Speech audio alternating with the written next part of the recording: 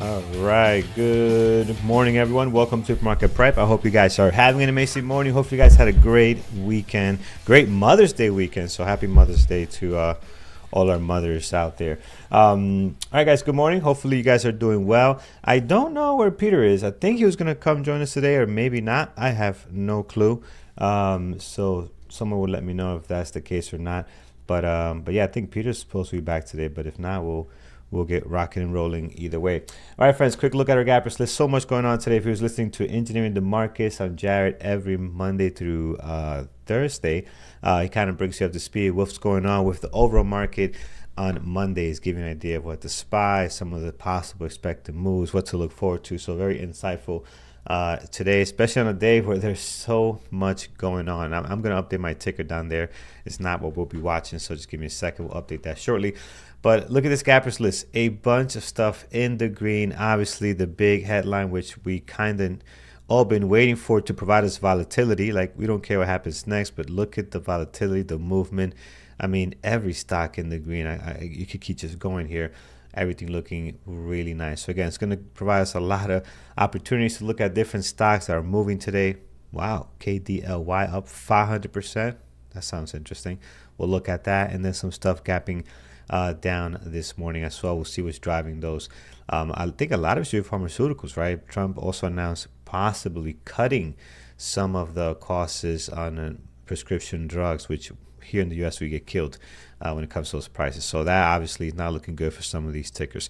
So again, just a whole lot going on, but you can see here the reflection on this gappers list should be a lot of fun. What a great way to start our week, our trading week. So, all right, excellent, friends. Let's take a look here at the overall market right now. As I mentioned, everything is somewhat green, and you can see SPY reacting right now up 3.2, and some other stocks just getting pulled by it. We'll dive into all of that. But first, let's look at this gappers list. Let's go through a couple of the ones that are on here. We'll start with this KDLY. This thing is up 500%. So quite a pop here this morning. You can see it here, 19 million shares traded. It is a low flow, sitting at 1.9 million shares float right now. Hard to borrow on it, so you can short it. So you do have some restrictions, unfortunately, on this thing, but looking really good this morning as far as volatility goes. On a day like today where we have so much stuff to look at, guys, I won't be watching this one. I'm going to stick to some of the stuff that that we're used to trading, that's going to be trading with a lot of volume, like a Tesla. If you saw Tesla today, that is moving really nice, and there's some other ones as well that are moving pretty good this morning. Even BABA, Chinese tickers, also doing some stuff there. So I won't be watching this one. As fun as it is to watch a stock go 500%, I will put it on the entertainment pile. So entertainment purpose only. So we'll put it right on here so we can look at it again. 19,000 up 500%. This morning. UPXI, this one is up 27%. I feel like we've seen this ticker before, and we have. If you look at this daily, it's really all over the place as far as gapping up and down. So definitely a ticker that we have seen in the past. I'm not inclined to have it on my list. I think we can find something a little bit better that we're used to trading. The flow on this bad boy is also low, 1.1 million shares traded. So a little bit on the lower side here this morning. Again, so those first two, if you're a low flow trader, definitely play. You want to have them on your list, but I'll skip those for now. Let's just go in here. Make sure you have UPXI. There we go, up 28%. Perfect. All right, moving on to the next one on the list is ZIM. I think we got to get just the crap out of the way, right? So ZIM, shipping company. So obviously this should be fun for them. Less tariff, more shipments. So shipping company, operations company should be doing well because some of those shipments can start resuming.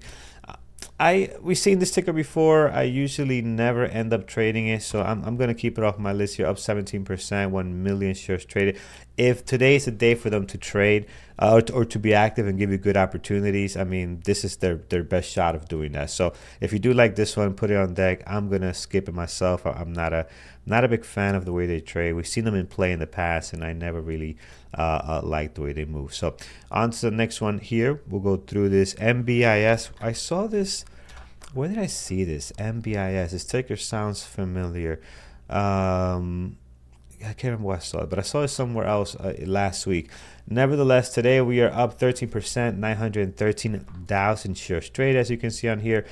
So pretty good volume. I'm still trying to scratch my head. Why did I see this last week? I remember this very clearly for something. Can't recall exactly what it was, but we're up 13%, 913,000 shares traded. Again, not going to be on my list. I want to get to the good stuff, which is down here, guys, with American Airlines. We have AMD, all our tech companies. Quantum is on here. BABA, SMCI, of course, POTR. How can we forget about POTR? I mean, you name it, they're all on here. That's the stuff that we want to see on the list today. They're going to have great volatility. Meta up 6.3. It's nice. Some of the airlines should be doing well. I see American Airlines. I see JetBlue. Hood been trading very, very well. So that's the stuff that I want to get to. So the first like 4 or so, pretty much garbage. Let's look at RGTI. Yeah, Zim is in play. Who mentioned that in chat? Saw it being mentioned in chat. Yeah, Manfred. Yeah, it's in play. I'm just gonna watch something that I'm used to trading and doing well on, right? So at ZIM, I'm not gonna watch it for those reasons. Is it in play? Yes, but there's so much in play today. And one of the things that I learned when the market does this, where everything is in play, you gotta pick your favorites. You can't watch everything, so you gotta pick the stuff that you're good at. I tend to pick the stuff that I've done well in the past because I know how they trade. I know how I'm gonna get the volume on it. So I typically go for those tickers, right? RGTI, heavy volume today, 4.8 million shares traded, up 10%. I do like this one. It can move very well, so I will put it on my list today. So RGTI, this could be the one that represents all our quantum stuff. So RGTI today on here, looking very nice, 11%. Hood, I'm gonna take a look at that one because this one also moves very well. 1.5 million shares traded, up 8%. So a little less volume than RGTI this morning. So we'll go with RGTI. So kind of the stock that can hold down all the quantum stuff this morning. Next, we'll look at QUBT. If you guys remember, this thing was it QUBT or QBTS? QBTS has been on fire all last week, not this week, but all last week. Just on fire, guys. And you're seeing here another pop, another 6.3 up. Just keeps moving higher. So again, this thing got going on Wednesday. Beautiful gap up, traded very well. Thursday, same thing. We saw it gap up and continue. I'm sorry, Friday, and I mean just very, very nice. So definitely one to keep an eye on. It's been trading just awesome. So I am going to have this one on my secondary list because it's been the day trading on this thing has been just amazing. So we'll keep an eye on that. I do see Tesla on deck. So Tesla's coming up. Amazon, let's take a look at those. If we look at Amazon this morning, which can trade very well, we're up 8.3. So let's just go through our max 7 this morning. We have Amazon, we have Meta on the list. I'm gonna pick some of the best ones on here. I'm not gonna watch all of them, but we have Tesla as well, up pretty nice. Tesla's up 8.1 this morning with 7.4 million shares traded. The way I trade this has to be on my list. So it'd be irresponsible of me not to put this on my list this morning. So that will be on there. I also see what else I saw. How about Apple? I don't see Apple. Apple's all the way down there, only up 6.3. Let's take a look at Apple this morning. Apple's up 6.2, 4 million shares traded. I hear they're coming out with a new phone on the 17. Is it the 17 or 16? I'm losing track of numbers. I think I got the 16 or the 15. I can't tell. But whatever phone they're coming out next, they're going to increase the prices on it. Like these things can be more expensive. I mean, that is wild. Yeah, only 6.2, Jared. If you're not in the double digits today, you're doing something wrong, right? Only 6.2 today. I mean, that's not good. They gotta do better with this news. But no, actually, they're a big winner of this tariff stuff, man, because a lot of the stuff comes from China. So obviously, this treats them very, very well. So up 6.2 this morning with 4 million shares traded. But again, with that news there about their iPhone increasing prices, it's just madness. All right, let's see what else. Let's see. Tesla's good. I got that one. Apple, I'm not sure about Apple. Maybe on a secondary list for now. Let's see what else. I see airlines. So airlines are all over this this list today. But again, we're having such a hard time here with Newark, man. This thing is just wild. All right, so let's see here. American Airlines this morning. This is doing very, very well for swing traders today. So that is really, really nice. As far as day trading, I'm not sure. Delta Airlines, JetBlue. Let's take a look at JetBlue. No, pretty much dead. I think all the main volume is on American Airlines. United has nothing here. So yeah, so I think American Airlines is probably the biggest one. United is getting hit, man. This thing with Newark is causing so much problems here. That's one of their biggest hubs. So I know they have some issues to handle there. But American Airlines seems to be the best looking one right now, up 7%. Yeah, I'll put it on here on my secondary. We'll decide in a second if we do want to move that up. So right now, Rigetti, for the quantum stuff, we have Tesla on here, Nvidia. I think that's the best earnings that we were waiting for. I looked at this week. We're not going to have a live stream this week. Everything looks pretty garbage for this week. But I think the next big one after hours is Nvidia. And then the season kind of dies down. In the morning, we have a couple of stuff that look a little bit better. Like next week, we have Home Depot and some of those consumer retail type companies. But other than that, in the afternoon, it's pretty much that. So, but who cares? Who needs earnings when you have stocks, like Tesla and all these other ones moving up 6%, 7%, 8%. I mean, this is wild. All right, so Nvidia here, we're up 4.5. The volume, 12.1 million shares traded. So that's tons of volume for a good buddy Nvidia. I will put this on the list because I think they can trade very well. And let's do one more. And then I want to get to you guys because there's so much to go through here. We're not going to be able to get through everything just with the amount of stuff we have to watch.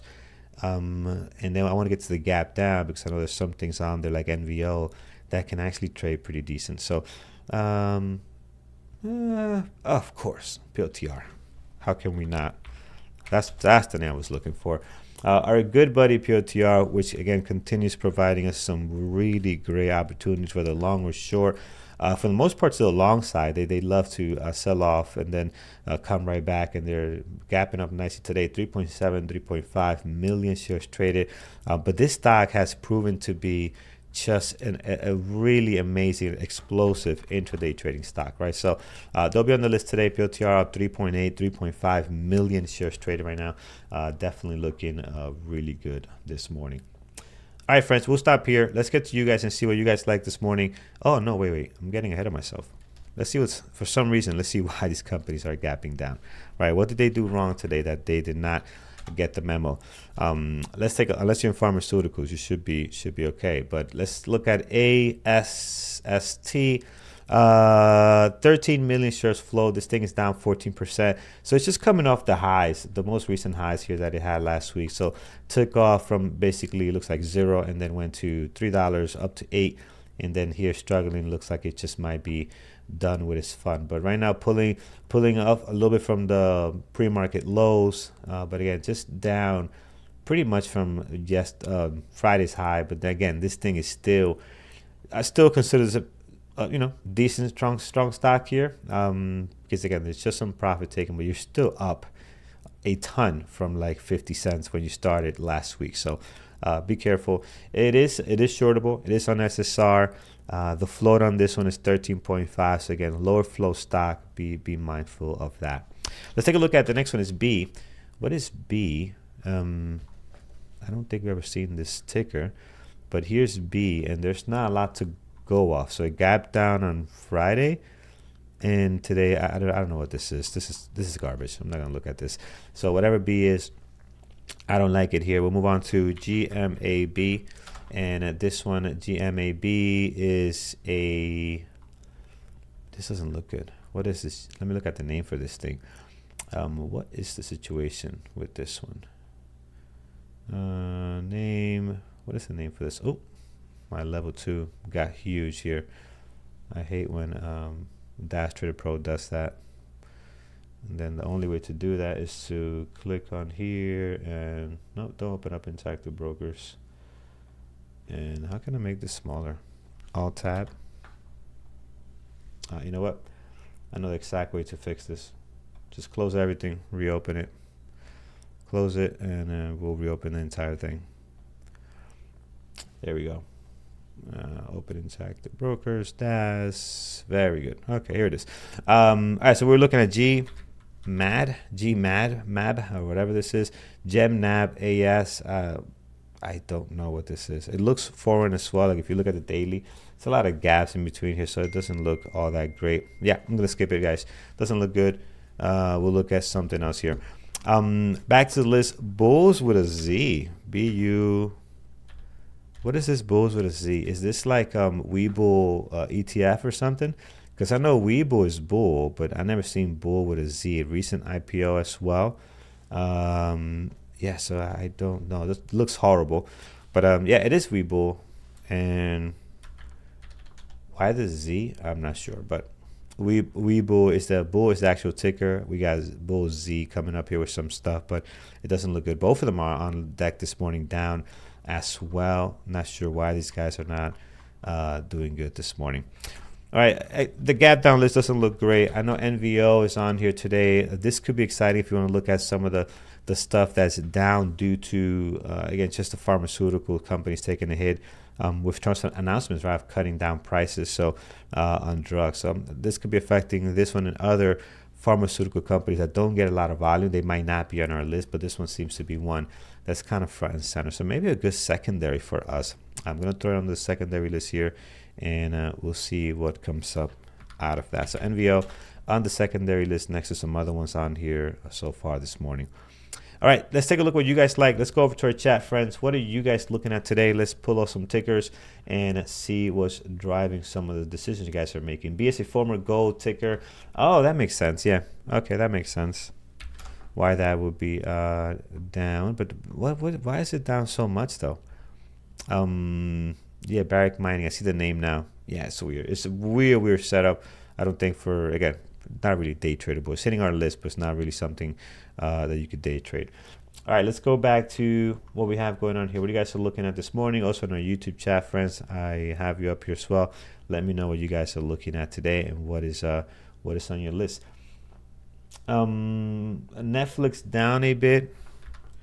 Netflix, let's take a look.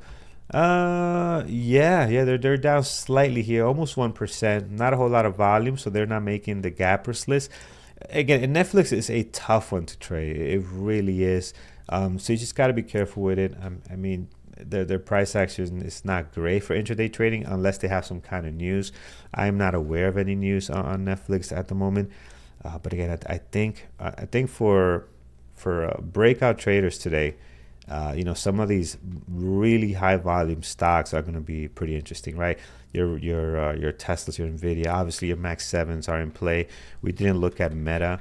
Meta's another one that actually Meta looks good, guys. Meta is up 6.2, 1.1 million shares traded, and normally they don't get a whole lot of volume in the pre-market, but today's not your regular day, right? So that is looking pretty nice. And if we see some kind of weakness, this thing coming back could be very exciting. So I'm inclined to have Meta today. Meta looks actually pretty good, especially on this daily here, given how it's breaking out pretty nice. So yeah, Meta will be on the list as well.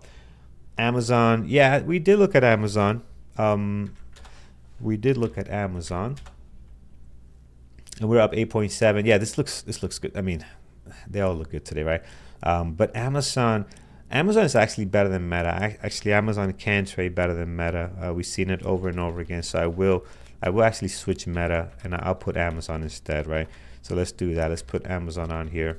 I think it's much better, and we've seen it trade pretty decent, up 8.8, looking to break even higher here. Just a massive move on this thing. All right, let's see what else we got, friends. I'm going to check our YouTube chat in just a second as well. Is Hims still doing something? What is Hims up to? Hims has been a lot of fun in the last 2 weeks or so.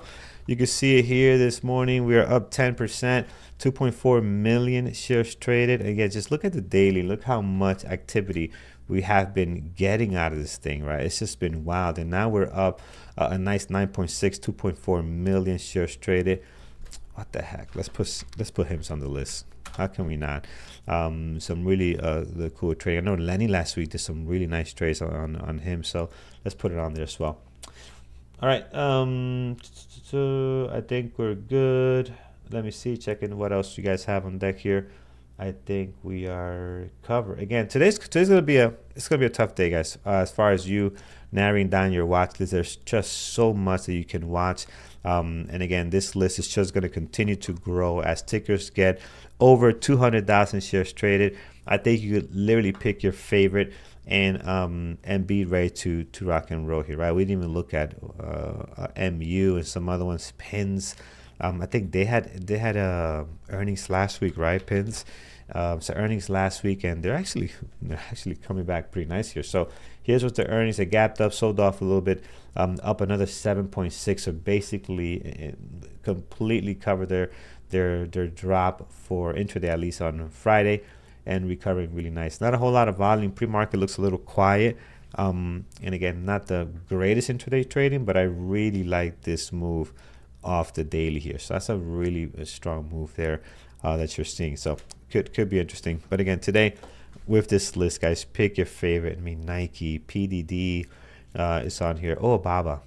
How can we not look at our Chinese tickers that are part of this whole entire movement today, right? The Chinese tariff. So a stock like Baba could be good today. Up 6.2, 1.5 million shares traded.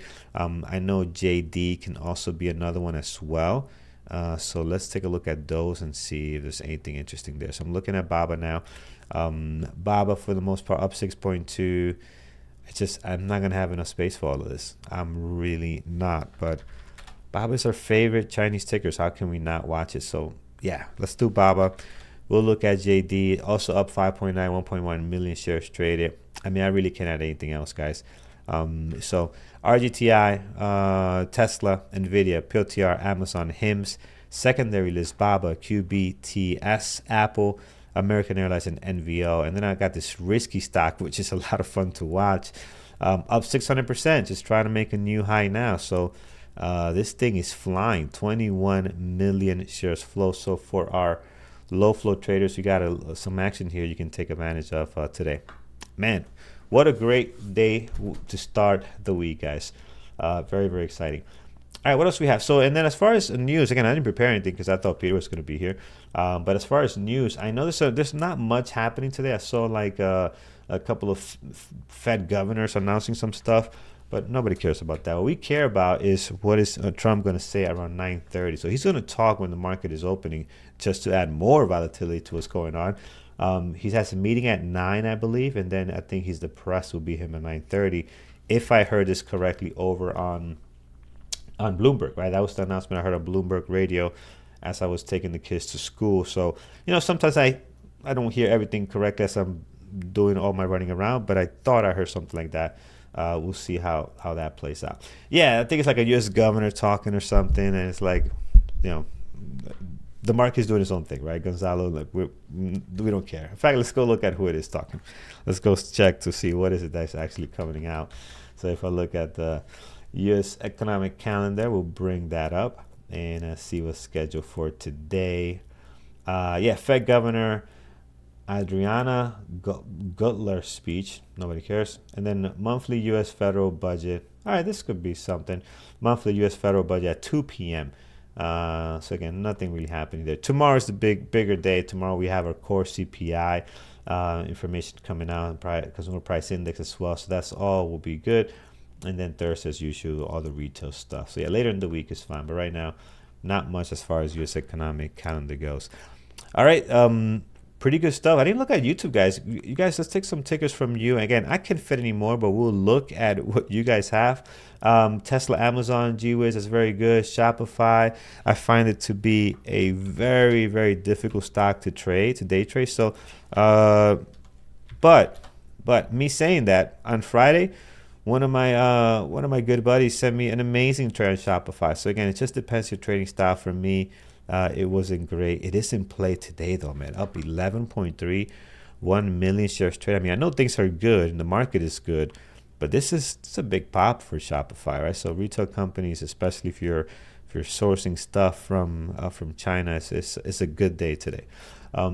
Tesla is good. Amazon is good. AMD. Let's take a look at AMD. I do have Amazon on deck, but all semis. If you're involved with any in imports of chips and computer parts, obviously doing well. which seems to be everything, man. What does not come from China? My goodness, everything comes from there. So here it is, AMD. Up 7.4, looking good. I have Nvidia, way more volume. Not up as high, right? Up 4.5, but either one of those two can be really good. But I do like the pre-market on AMD. Does look well, but you know what? I just can't add anymore. All right, let's take a look. Intel, yes, Intel should be doing well as well. Intel should be good. Yeah, my least favorite out of all of these is Intel when it comes to computer stuff. So I'll keep that off. Even Dell is up, and Dell is pretty bad as far as movement, so it won't be on my list.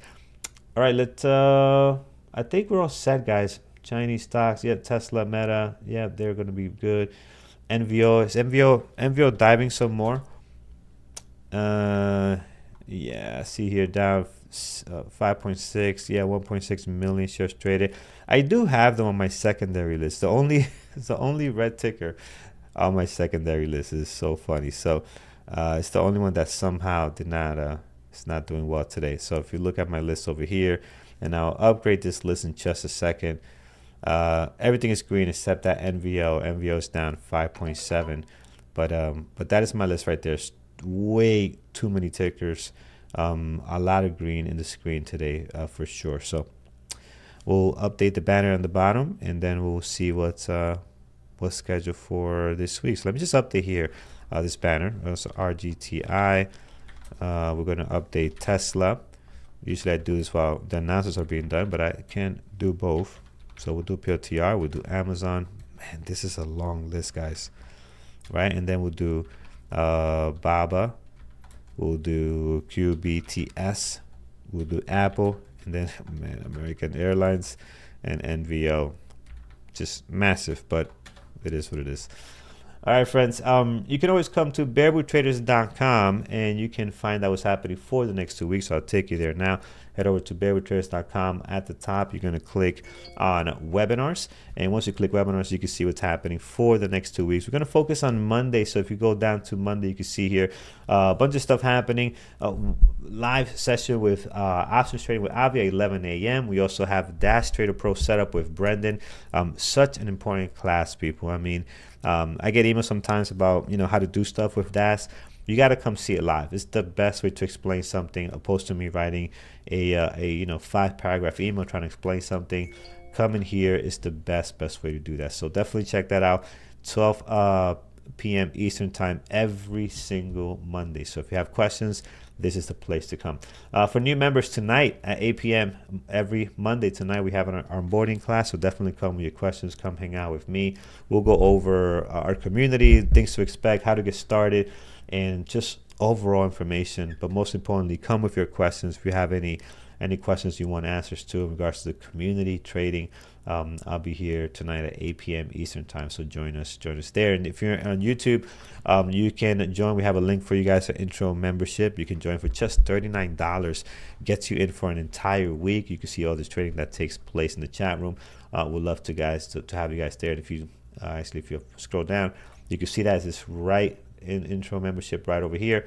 We'll send a link out in chat in just a second. And then if you decide this is the right community for you, you got a bunch of stuff you can look into on how you want to join the community if that's your thing. But we highly recommend, if you're serious about trading, you got to be part of a community. You can't really do it alone. I mean, you could. It'll be boring and it'll take a long time and you'll make a lot of mistakes. This is just not with trading. It's with anything that you want to get into, right? If you're with a group of people that have the same mindset and goals, you can move faster, learn a lot better, and just make it more enjoyable. That's for sure. All right, with that, IMBO says community makes all the difference. It really does, man. And I wish when I was I'm 41 now, right? When you're younger, you don't really think about community. I got this. I could do it myself. But man, if I would have done community stuff, joining teams a lot younger, not just for trading, like just other stuff that I wanted to do, like as far as business and this and that, man, it would have been such a pleasure to build those connections and that network, right? So if you're young, if you're under 30s, and you're struggling to build these communities and get into a community or go to these webinars and seminars, man, just get over it quickly. if you struggle with that, get over it quickly, because it's going to help you drastically, right? Not just for trading, just anything that you're trying to accomplish. Join a team, join a community, break the ice. It's not easy to do that sometimes, because some communities are tough to, that they can be very intimidating. But yeah, definitely do that if you have not done so. All right. Perfect, friends. I'm all set here. I'm ready for the market open. 30 minutes left still. RGTI, Tesla, Nvidia, POTR, Amazon, HIMS. I have BABA, QBTS, Apple, American Airlines, and NVL. And our flying stock here, KDLY, with 23 million shares traded, up 650%. It's not every day you get to see a stock up 650%, but today is looking rather nice. I thought I knew something before joining BBT. Brian Pessum essentially gave me my plays, derivatives, if I said correctly, of the 9 to 20 trade. Very nice, man. Awesome. Yeah, Brian is good. Brian, I think will be back tomorrow. I think he's still traveling through today, but he'll be back tomorrow, joining us here as we get ready. RGI has earnings after the close. Yeah, I did see that. It's probably the only one that's decent for this week. But again, they're not enough to do a whole live show on, right? So we'll skip them. So RGTI doing some stuff this morning, up 10%. A lot of this, again, is just the news today. But given how some of the quantum stuff reported last week, this could be good for them, right? So this could be a positive thing. How many years have you been trading with the 5? Ooh, forever, man. 7, 8 years. I've been trading the 5 minute RB for like 8 years, man. So a very long time, for sure. I get this question a lot, Sam, right? Are we going to buy when the market opens or wait? I'm always going to wait, but we don't know if we're going to buy or not, right? And this is kind of like what Jared was kind of preparing, engineering the market for. It's like, we don't know. This could be, you could be forced into a buy. The way he worded this was perfectly. You could be forced to be a buyer today, depending how the market reacts, right? Even if you want to be a seller, it all depends. But that just tells you kind of have to wait for the market open and play the price action, right? So what's going to answer that question for you is your strategy, your trade book, right? Your trade book will let you know what you're going to be today when you see the setup. So we don't know. Now, do we have a thesis? Do I think that we are going to see some momentum even higher? I think so. I really do. So it all depends too what news comes out, because if Trump is going to be talking at 9:30, that's very market time friendly, right? So we'll have to see what he says on there. He's usually not on time, so it could be a little bit delayed, which I will like today. I want him to be late. I don't want him to be talking at 9:30. Maybe if he does like around 10:30, will be great.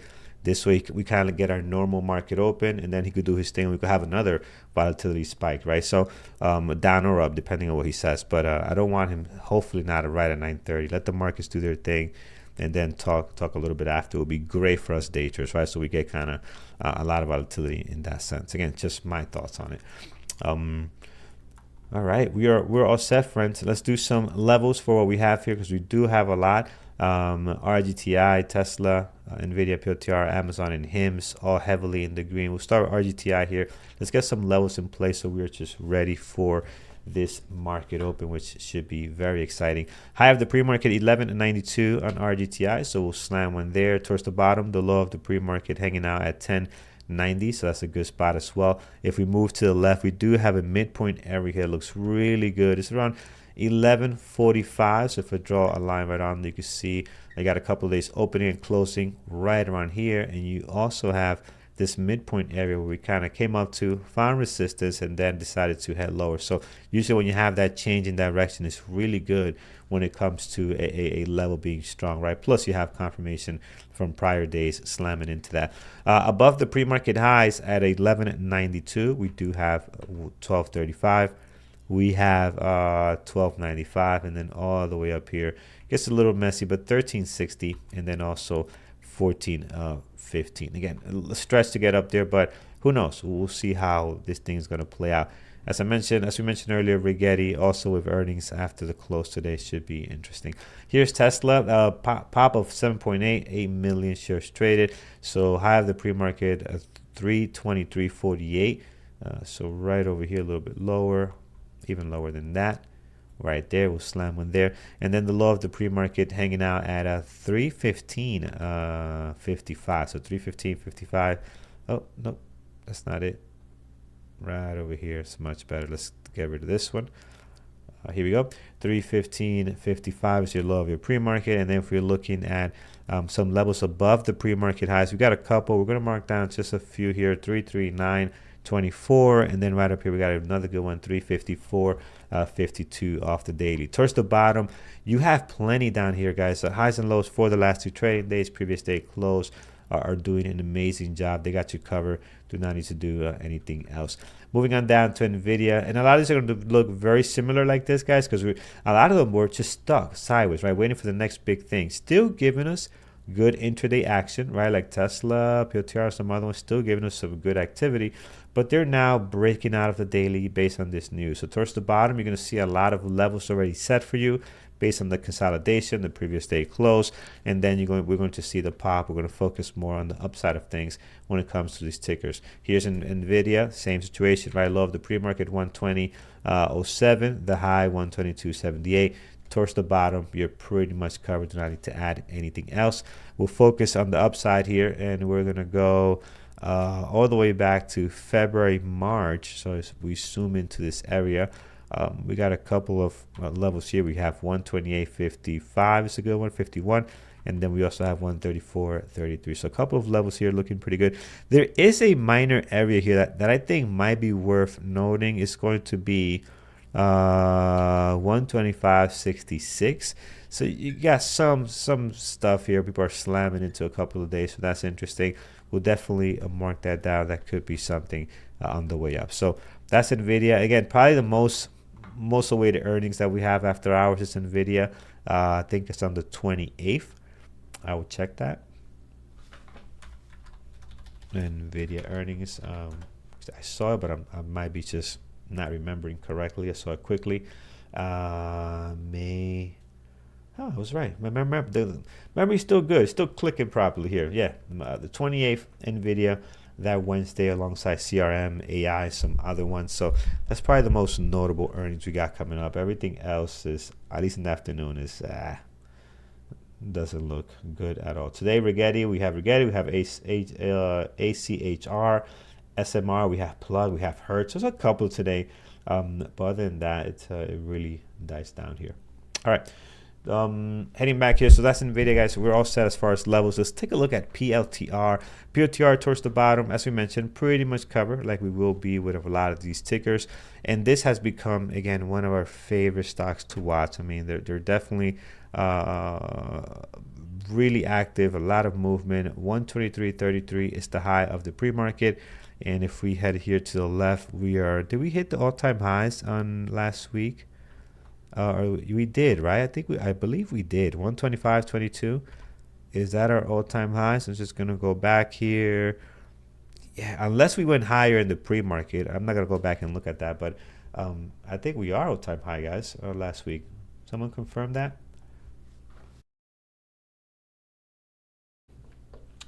We hit around 130. Okay. Gotcha. All right, so we're in the ballpark here. We're back up again. Again, just such an explosive stock, right? So we'll be on the list for sure. No other levels up here. You're pretty much set. But yeah, I think that's what you have here for our good buddy POTR. Next is going to be Amazon, and this one again, big pop today, guys. 8.3 million shares traded. Obviously, given their nature of their business and tariffs and everything else, they're going to highly benefit. Like if you're a retailer and you do a lot of China sales, you're going to benefit drastically from these announcements. Amazon, high of the pre-market 210.55, the low of the pre-market 208.86, which is right over here. Actually, I showed lower.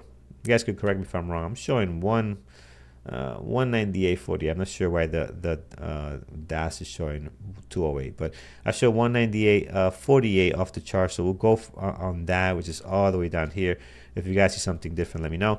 198.47. Yeah, that's what I'm saying. Thank you. And then over here we do have 205.22. So good level there, midpoint. And then if we look above the 210, 210.56, which is our high of our pre-market, we got a couple of areas here, 214, and then we also have 219.55. So excellent, guys. Yep. Good morning guys on YouTube. Good morning, Andrew's on YouTube. I see him already there, so he's getting ready to rock and roll. Ben, good morning as well. I didn't type good morning to all you guys like I usually do because I'm running solo today, but usually I'll type good morning to all you guys. Marshall, Ben, Nick, Mr. Traveler, welcome, guys. Amanda, good to see you. Everybody on here, Mary, some new names as well. Dreamer, DEF, awesome, guys. So just happy to have you guys on board this morning. So welcome. And again, I know you didn't get the usual good morning text, but you know that I appreciate you guys being on this morning. So thank you for that. So slam that thumbs up if you haven't done so already over on YouTube. We appreciate it. We are sitting at what does this look like today? Just gonna scroll down here. 140, little bit light. It's a lot of green on the screen, guys. We gotta slam those thumbs up. We're in the double digits on a lot of these tickers. We need to get those thumbs up a little bit higher. So appreciate your help there. All right, and then good morning, chat as well. I see Avi's ready to rock and roll. Happy Monday to you as well, my friend. ZIM, yes, Steve. ZIM is, today's their day. Listen, if you like this ticker, today is your day to watch it. I personally don't like it. I think they're gonna benefit. Obviously, it's a shipping company, so they'll benefit today. I'm not sure what they do, if it's containers or what kind of integrated shipping they're doing here, but or they could just be a broker, non-asset based. But yeah, they're whatever it is, it's more money for them if they're involved with anything that has to do with shipping. Tariffs going away is a big deal for them, so it should be at least. All right, perfect, friends. We're getting ready to rock and roll here. Andrew, it should be on live. I'm not sure if Brian is still traveling, but I know he'll be back. If not today, tomorrow for sure. And yeah, we should be all set here. Let's take a look at what our team is watching this morning. I have a few already on deck today. We'll start with Lenny's list. Looks actually a little bit light today. Lenny's list only 7 or so. MU, Apple, Amazon, Nvidia, Tesla, RGTI, and Shopify. So that's Lenny's list this morning. Thor's looking at AMD, Amazon, Microsoft. No futures today. Nothing in play according to what fits his system. So none of that for today. Avinachi's look at the SPY options. Avinachi levels. Good buddy Avi. Brendan, Nvidia, Tesla, Amazon, Shopify, and AMD for a good buddy Brendan today. So we'll see some more coming out here. I'll call them out, and then we'll have Brian and Andrew. Well, I'm sorry, Brian. I'm not sure if Andrew's in. Brian is in. Take over the chat room here. You cannot hear. If you cannot hear, someone types that person to refresh, because obviously they cannot hear me. But if somebody cannot hear, you definitely have to refresh. I did refresh. Okay, you're good. Okay, yeah, so you're good. Excellent. MSTR announcement, ATM offering this morning. Let's take a look. MSTR. I don't see any pops on it. An ATM offering. ATM. Okay. Oh, meaning that they're gonna do ATM machines. That's okay. All right, not an actual ATM like ticker. That's interesting news. So people are going to take out their Bitcoin on the ATM. Is that what they're going to do? I need to see more of that. I need to understand more of that situation. This is just Lenny AAA list. Oh yeah, Jeff. We made fun of Lenny. Well, not made fun of me. We joined in his breakdown of the watch list right last week. Because I asked him, are you gonna have this on your list? I forgot the ticker, and what he said, for those that missed it, he said, it's gonna be on my B- list or something. I'm like, what? How many categories do you have? Last week you said it's gonna be on your AA list, and now you have a B-, so you go from like AAA to like all the numbers in between minus and plus. We got to see Lenny's breakdown. We need a webinar for Lenny on Train Terminal just about his breakdown of how he does his list categorization. I think that'll be very interesting. All right. Oh, Brian is in. Here it is, Brian. POTR, Tesla, NVIDIA, Netflix, and SPY. And Andrew, POTR, Tesla, NVIDIA, and the Qs. TQQQ to be exact. But yeah, POTR is becoming one of our favorite stocks to watch. This stock is just so good. So it will be in a lot of our lists this morning. Jared, SPYs and Qs. For context, POTR, HIMS on his list, and then secondary list, the Max 7 stocks. So all the Max 7s are clearly in play today. All right, excellent, Fred. So in a couple of minutes, I'll move over and switch over to Andrew. Samantha, yeah, I do have it on the list as entertainment purposes only. It's not on the list on the banner at the bottom, but we're talking about KDLY. Yeah, it's for fun. Up almost 700% here. Hard to borrow. I mean, it is a fun stock to watch. Are we going to touch it? No. No, I'm not going to touch it. We'll leave it for our low flow traders to have fun with that one. But it's fun to watch. I definitely have it on the list here because it's not every day you get to see a stock go 700%, right? So it's fun. It's a lot of fun. It is on deck for sure. Entertainment. NVO is moving in the 15 minutes. Let's see. NVO. Yeah, it's the only stock that's red. I have it on my secondary. Only stock that's red on my gappers list today. There's a few more, obviously, and if you look at this list brought to you by TradingTerminal.com, you can see the ones that are in the red. We got Webull in the red as well. Some other ones from last week, like ASST. LLY. This is Lily, right? Lily something. LLY. Eli Lilly, yeah. So making some noise right now, down sharply. 2% was down lower. We'll see what's driving that. All right, so our good buddy Brian is on deck, so I'm going to disconnect from chat, guys. We'll continue over here with you guys on YouTube, and we'll let Brian and Andrew do their thing over in chat. All right.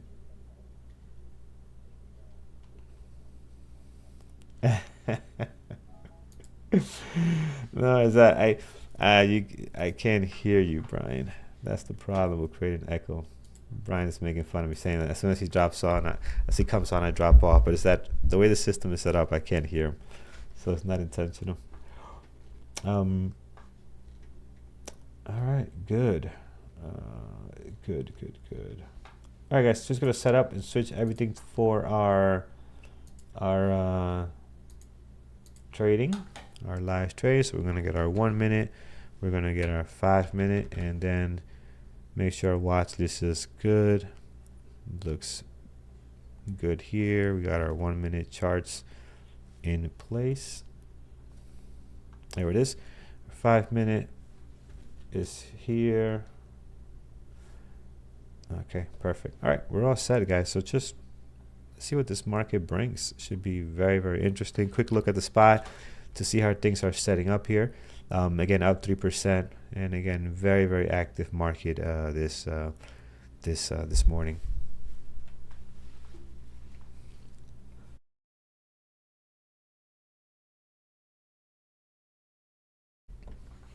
Let's see. Some questions. Probably jump over to chat unless you want company. Yeah, Abby, no worries, man. Take care. We'll see you in the chat room. Thanks BBT for offering Diamond membership. For how long this offer is valid?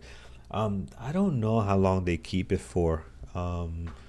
So they is this still on right now? I'm just gonna go back and check. It doesn't have an expiration date on it. So yeah, I'm not sure. I don't see Diamond right now. I see the Elite Annual. So the Diamond could have been a promo. I don't see it on the website though, so I'm not sure where you're seeing it. But again, sometimes stuff is on different sites, shows a little bit different. No, I don't see it on the website either. I see Elite right now. But if you have questions, email team. You know, if you see something not see on the website, email team and they'll help you out to see what's going on there. Good morning, Rob. How are you? Good morning. Good morning.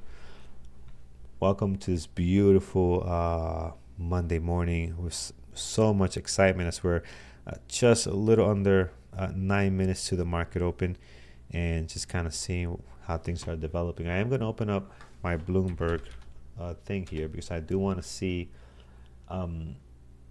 if Trump does go live at 9:30.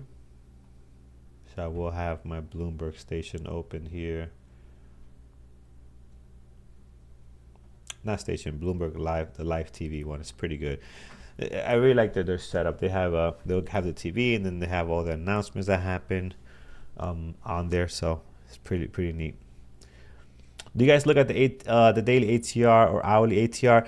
So Raytrix, I don't look at it, but a lot of our moderators do. They look at the ATR. I don't really focus is on the average true range, because I feel like on a day like today, RGTI should be trading higher than the average true range. So should Tesla, so should Nvidia, right? Amazon up 8%. You should be already crushing your ATR, right? And I expect them to move even way past that, whatever their daily ATR is for like the last 14 days, right? When the stocks that I look at, and I used to have it, like I used to have on my trade book, I had a criteria where the stock should have not moved past his 14-day ATR on the 5 minutes. So what's happening is, if you look at the 5 minute, let's look at Amazon, for example. It's my 5 minute.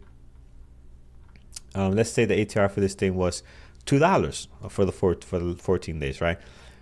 When something's in play like this, look at the range already. We have a $5 basically range as far as the pre-market. So I expect, the 5 minute candle to do $2 very easily and still be able to prime even 3 more, right? Because the catalyst this morning. Now there's some stocks that worked out really very well for, but when I had that criteria that if the 5 minute already had moved past its ATR, I wouldn't take the trade. I missed on a lot of opportunities. So I just took it out and started seeing more opportunities available for the 5 minute RB that still had great potential. So I took it out. I took it out completely for that reason. Now some people still use them. Some people still like it. I don't have it on my list, unfortunately. But not that it's not usable, right? You gotta find what works for you. And I found it through doing that test there and seeing, okay, this is not making sense. I'm missing some opportunities. Then I made a change based on, on data, right? That's the thing. That's why journaling, tracking data is so important, because you want to make your changes off data, not just randomly because one day you feel a certain way. Now, what does the data show you, right? What's the data giving you? And that's how you want to do it. Risk on mode returns on tariff. Oh, yeah. Breaking news from Bloomberg. So I got this on here, good to go, and we'll see how things develop. So my plan, as usual, guys, no trading the first 5 minutes. I'm gonna sit and wait, and 3 minutes. Between 3 to 5 minutes, I usually can find a breakout strategy of the VWAP, but again, no trading prior to 5 minutes. It's very tough to trade these volatile markets. Are you gonna miss opportunities? Absolutely. You're going to miss opportunities left and right, especially like a day like today. But that's okay, right? If you don't have a strategy before 3 minutes, you shouldn't be trading during that time. And if you're a new trader, strategies that take place prior to 3 minutes of the market open are also the level of difficulty is a little bit higher, right? The volatility is the highest. It's when you get a lot of ups and downs quickly, so you can get into a trade and get stopped out just because it comes right back down, spikes you out, and then 5 minutes later, the trade's actually doing what you want it to do, right? You want it to go long, the trade's actually settled down a little bit, and it's not going long. So very difficult prior to that 3 minutes, so be very mindful of that. And I've been trading for 8 years now, 7 years live, 8 years overall. And again, I still find it difficult that those first couple of 3 minutes are just not ideal. So keep that in mind. Good morning, Kyle. Good morning, Lego Mania. I think I asked this before. Maybe I didn't see a response. Is that Lego because of like Legos? Like you love Legos? Me and my son, we love the team builds are really fun on Legos. Love those things. Good morning, Chris. How you doing? Jose, with high volatility, you have to trade based mostly on the 5 minute chart. Yeah, you gotta, yeah, you gotta be careful or wait a little bit, right? Because volatility will die down. It's not gonna stay as high as it is. Those first couple of minutes, wait a little bit. You can still trade the 1 minute, but you're right. You gotta give yourself time. Um, uh, it's gonna be wild. I am not a big fan of the 5 minute ORB. So much better for my. I'm not a big fan of the ATR. 5 minute ORB. So much better for my trading style. Now, thanks to Carlos and Andrew. Yeah, I learned it from Andrew. I mean, I learned this strategy from Andrew. The 5 minute ORB, and it's just I have kept everything the same. Like if you go back and look at one of these older classes from like 2000, no, like 2018, 2017, Andrew was doing them. I kept everything the same. I haven't changed a thing. So let's see here. All right, as we're coming up to the market open, just checking what's getting any type of volume here. Amazon, HIMS. My secondary list, I have BABA, QBTS, Apple. American Airlines pulling back a little bit here. NVO trying to recover. They're down 2.3. It's the only one that's red on my screen today is this NVO one. So, and then Kindly MD. What's the news on Kindly MD, by the way? I didn't even look that up because I have no interest in trading these low flow stocks, but let's check the news. Kindly MD news. What's this about? Earnings. First quarter 2025. They lost 17 cents per share versus 61. That's a big win. So they lost 17 versus 61 in first quarter last year. So that's a win for them. Good stuff. How many trades do you take on average? Like two or less. Yeah, I can actually get that number. I can actually pull that number off my journal, so I can actually get that. But it's very low, man. I don't trade a lot. I really don't. Part of not trading a lot has really helped my profitability, man. And consistency. So I have moved over to pure quality trades, but and that's gonna, once you do that, you're gonna trade a lot less. At least for the way I trade, right? Some people like trading, like some people like to be into trades. They like that that style, and I did too. Trust me, I want to be in trades. I want to be pushing trades left and right. I want to be doing this and that, but I notice it doesn't make me money when I do that. Stress is higher and the bank account is lower when I trade a whole bunch like that. When I was trading like 10 times a day, so that doesn't work for me.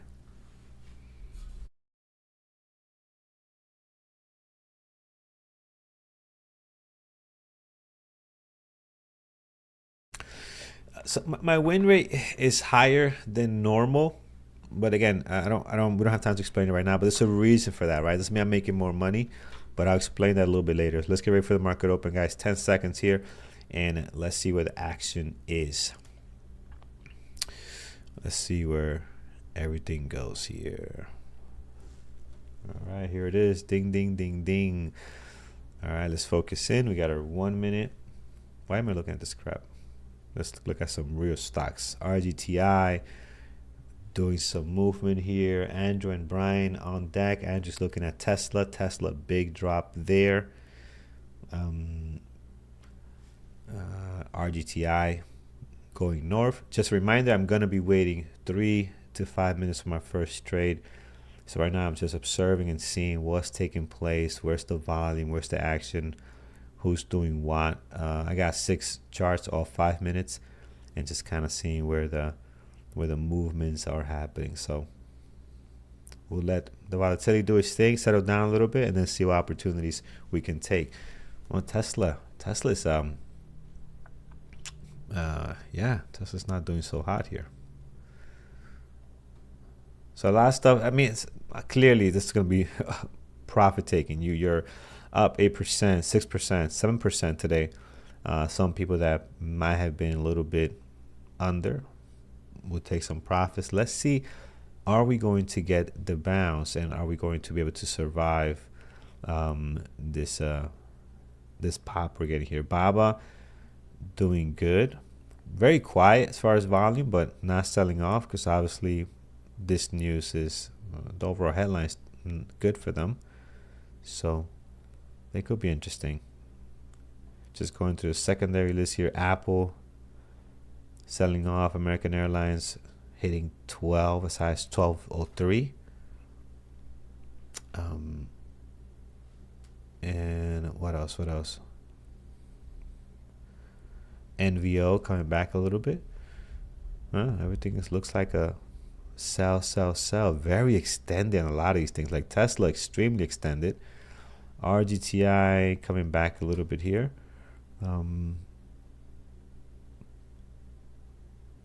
Could be if we are going to be sure. I need something closer to VWAP. I need these things to start coming back a little bit and giving us a pullback. So we're coming up a minute 3 here any second. Well, in 40 seconds. And we'll start looking to see if anything comes back for the VWAP. If are going to be sure, I want to see a pullback back to the VWAP and get an opportunity for a good risk to reward. Entering here for me, like going POTR short here, very, very difficult. We need a pullback if we are going to be weak. NVIDIA, look at NVIDIA pushing above the VWAP here, heading towards the high of the day. That is nice. It's a great setup on the 1 minute right now. Okay, so I like that. Tesla continues lower, no pullback whatsoever on Tesla. Advanced Hood, let's take a look at Hood. I'll take a look at those. Yeah, Hood is I see it here dropping, good volume. It has pulled back to the VWAP a couple of times, but not prior to my 3 minute, not after my 3 minute mark. So, all right, 3 minute marks are hit. Let's take a look if we have any good possible opportunities. Everything seems to be weak. Tesla's pulling back. We'll love for Tesla to pull back to the VWAP, see if we can get a decent entry for a breakdown. Things seem to be short. The market sold off as well. NVIDIA short. You shorted from the top. Very nice if you did that. SMCI. Could be a good short at the VWAP here, but I don't like the setup right now on NVIDIA. It can go either way, so we'll have to be a little bit careful here. But this VWAP setup here looks very, very nice. So here's the breakdown candle. Not ideal. If we can get a nicer setup, a cleaner VWAP breakdown, this could be something. But I feel like if you don't get in quickly, you're gonna lose the risk to reward on this thing. You really are on NVIDIA. So, and what's the next target here? If we get in here, possibly, if I get in here, let me not say we, don't want to get in trouble. If I get in here, maybe 121, low of the pre-market, 121.16. No, sorry, 120.13. POTR left us. POTR is gone in the red. NVIDIA is pulling back here. I think NVIDIA could be the one for sure. It's got the best risk to reward for me. If we pull back here, our stop 122, gotta give it some room. 40. All right, let's hands on the hotkey here. Let's see. Yeah, let's go short. So short NVIDIA, guys. I'm gonna be looking for 122.40 is what I need to give this. I know it seems a little bit high, but other than that, you are gonna get stopped out pretty quickly on this thing, the way it's trading right now. So let's see. Short NVIDIA. Not that, I'll be honest, this is not the cleanest setup for a breakdown. You do have a 5-minute forming here. If it doesn't happen quick, I might bail on it too. I just don't think it's great, to be honest. But let's see. Let's see what else is out there. So we have POTR left us, Amazon pulling back a little bit here. We're short NVIDIA for right now. 122.40 is our stop. And let's see if we can get lower.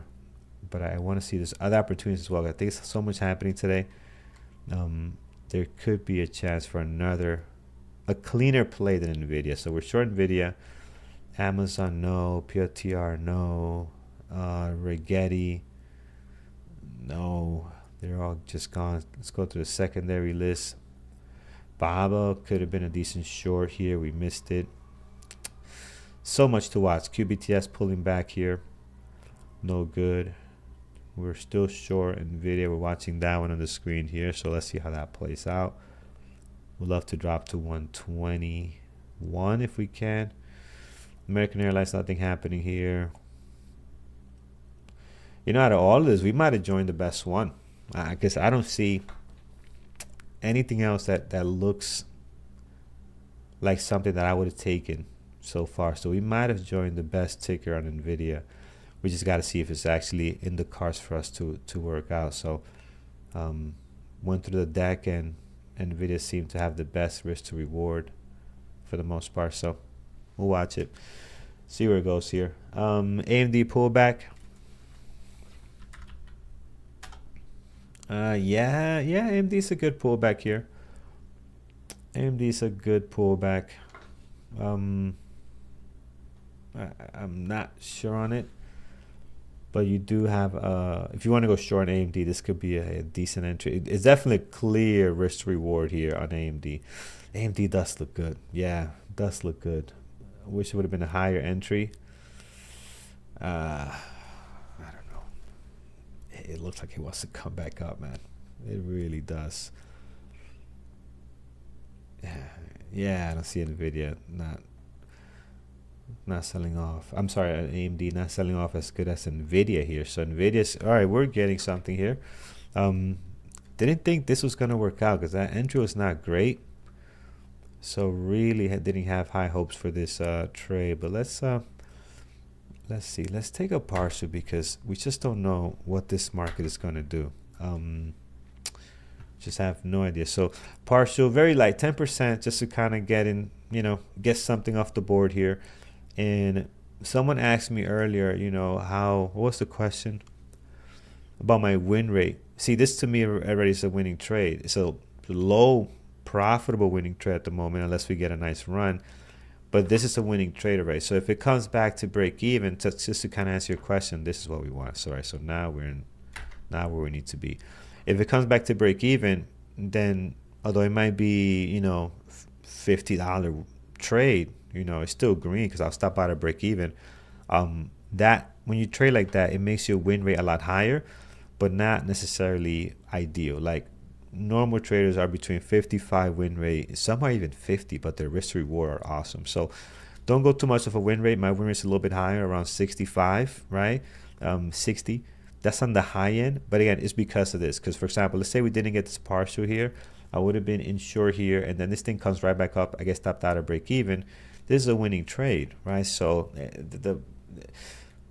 the win rate is very how can I put it? Very high for those reasons, but not something you should focus on. Depending on the trader and how much R's are they getting, you gotta look at the whole picture. Hopefully that makes sense. Yeah, I do. I have traded MVDL and the TSLL before. I definitely have. So, definitely have. This market wants to go higher. We'll stop out at break even, guys. We're not going to let this trade go red. We'll stop out at break even. So, 121.65-ish. We'll get out of the trade. We'll take our win here. But if the SPY has other plans for us, we can definitely take advantage of that. SPY looking to make a new low here.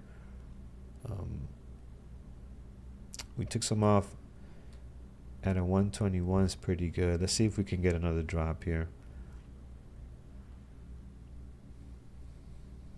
We're going to be out very quickly because this thing can swing the other way so fast. So I see the market's turning. So let's do this. Let's take another partial just to take some off the table here, just in case we're going to go higher. And I think we're going to go higher. I'm just going to get out of the trade. I want my first trade here to be green. we're not going to give something back. So we're out of this. Let's find some other opportunities, because I think the market's trying to push higher. I really do. So let's see what else we can find. So POTR, look at POTR bouncing back off the VWAP. So POTR on Friday, our breakout didn't work out, but if I get the same breakout set up again, I'm still going to take it because it has worked out more often than not in the past. So let's see what it looks like when it gets closer to VWAP. I would love to see a breakout here and to see if it can get going. NVIDIA, I'm out of NVIDIA, and now you're going to go lower. You piece of, it's okay. We made a decision with the information we had at hand. So I can't be mad at that. And it's a green trade, so it's okay. But man, look at you, NVIDIA. Hopefully you're still short NVIDIA, guys. Wow. Man, oh man, oh man. Look at this, guys. What a trade this would have been here at heading down to 120.63. You know what? It is what it is. It is what it is. We lived with the decision that we made, so it's fine. POTR coming back. Amazon, very weak. Nice little drop there on Amazon from the VWAP. Nice and quiet, but trading well. You held, T-Man? Oh, good for you, man. Did you have a better entry than I did? I mean, because my entry, it was an ugly setup, but man, that's a nice drop here. This is like tick off the next 2 days type trade if this keeps going, if you're in it. So beautiful way to start the week. But I mean, I'm happy with my partials. I'm glad I took these two at least before I got out. But man, look at this beautiful drop. Beautiful, beautiful drop. Ray trace, that's okay, man. Listen, if you can pull the trigger on something, just it's all good. Just we'll be here tomorrow again. I mean, just don't force it, man. Right? Just sit back, put that safety on, man. Just keep looking, hunting. But there's no need to take a shot if you don't have anything you wanna take home with you, right? So don't force it, man. We'll find something either later today or we'll find something tomorrow, and that's very important as a trader, guys. You know, take quality trades. I can't say it enough. Don't be going out there for these, half-assed looking trades. Quality stuff only is, especially if you haven't built your consistency. Focus on quality. Once you have the consistency, can you take your B type quality trades? Yeah, like this NVIDIA was not a. This is not a great setup, and I mentioned it. This is not a A type setup, right? But we have enough now that we can afford to do these, B type setups. But we have the consistency. So once you get the consistency, you can kind of dabble a little bit in B type setups. But at first, it's so important to get the confidence in place. And you get the confidence when you have that consistency. So if you don't have that, man, just quality trades all around. It's important. All right, SPY, what are we doing? SPY wants to go lower. HIMS is going higher. Andrew is long HIMS. So really nice. He's long. He was long at 56.50. Added at 57 when you got this pop here. So he added here and added some more just now. 57.45. Why am I telling you? Just show you. Why am I telling you? Here it is. I'm here doing the play-by-play when I could just show you what he's doing. There it is. So he is, that's a big trade. Andrew should be putting his hands up a little bit up by the time he's done. Look at that partial there. That is a beautiful, beautiful thing, guys, on HIMS. So Andrew's crushing it there. All right. So far, one trade for us on NVIDIA. Let's see what this market wants to do here. Amazon, HIMS. How about you guys? I know Raytrix, no trades for you. How about everybody else? I saw T-Man joined the party on NVIDIA. Hopefully you took some partials down and look at this 120, right? So 120.68, 120.70. Another partial to get some good opportunities. That's like a 1 to 3 R3 reward there. POTR, you took POTR, Milton, short, or you long right now? I like it long, guys. POTRs could be a great setup. So I'm looking for that to punch through that VWAP, give us our VWAP breakout, and I like the way this stock trades long. It really does trade very well. Mahima, you trade POTR long. Okay, so you're long now. Good. Our Brazil guy, long POTR. Man, you guys love POTR, huh? I like that. I like that. POTR is the one. Um, Joe, you went long pins, some partials. What did pins do? Pins had interest, right? Pins had interest. That's a good one. Pins had interest. Yeah, very nice, Carlos. Pins. Oh my bad. This is funny. Pins had earnings. There we go. Pins had earnings, I think, last week. There it is. I'm cracking myself up this morning. That's awesome. All right, let's see here. Tesla. 2-day earnings, I think, or 3-day. Yeah. Still a lot of weakness. POTR wants to go, guys. I am liking POTR. I remember Friday they give us that ugly fake out, and then like a couple of minutes later, it actually took off. So we're a little bit early on the break out there, but I do like POTR here above the VWAP. As the market is pushing lower, POTR is trying to go higher. You guys are in long already, so you're in a good situation here. I'm not sure what your entry is. I'm not assuming off the previous day close. So I'm assuming you took it off the previous day close, using that as your stop or the low of the day. But all right, let's see here. Nvidia, you are going to go lower, looks like.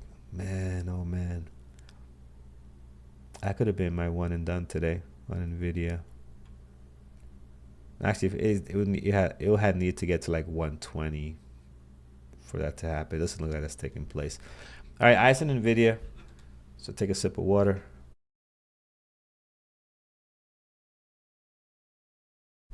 I do see the ask building up a little bit here. So if we could punch through those, that could be really nice.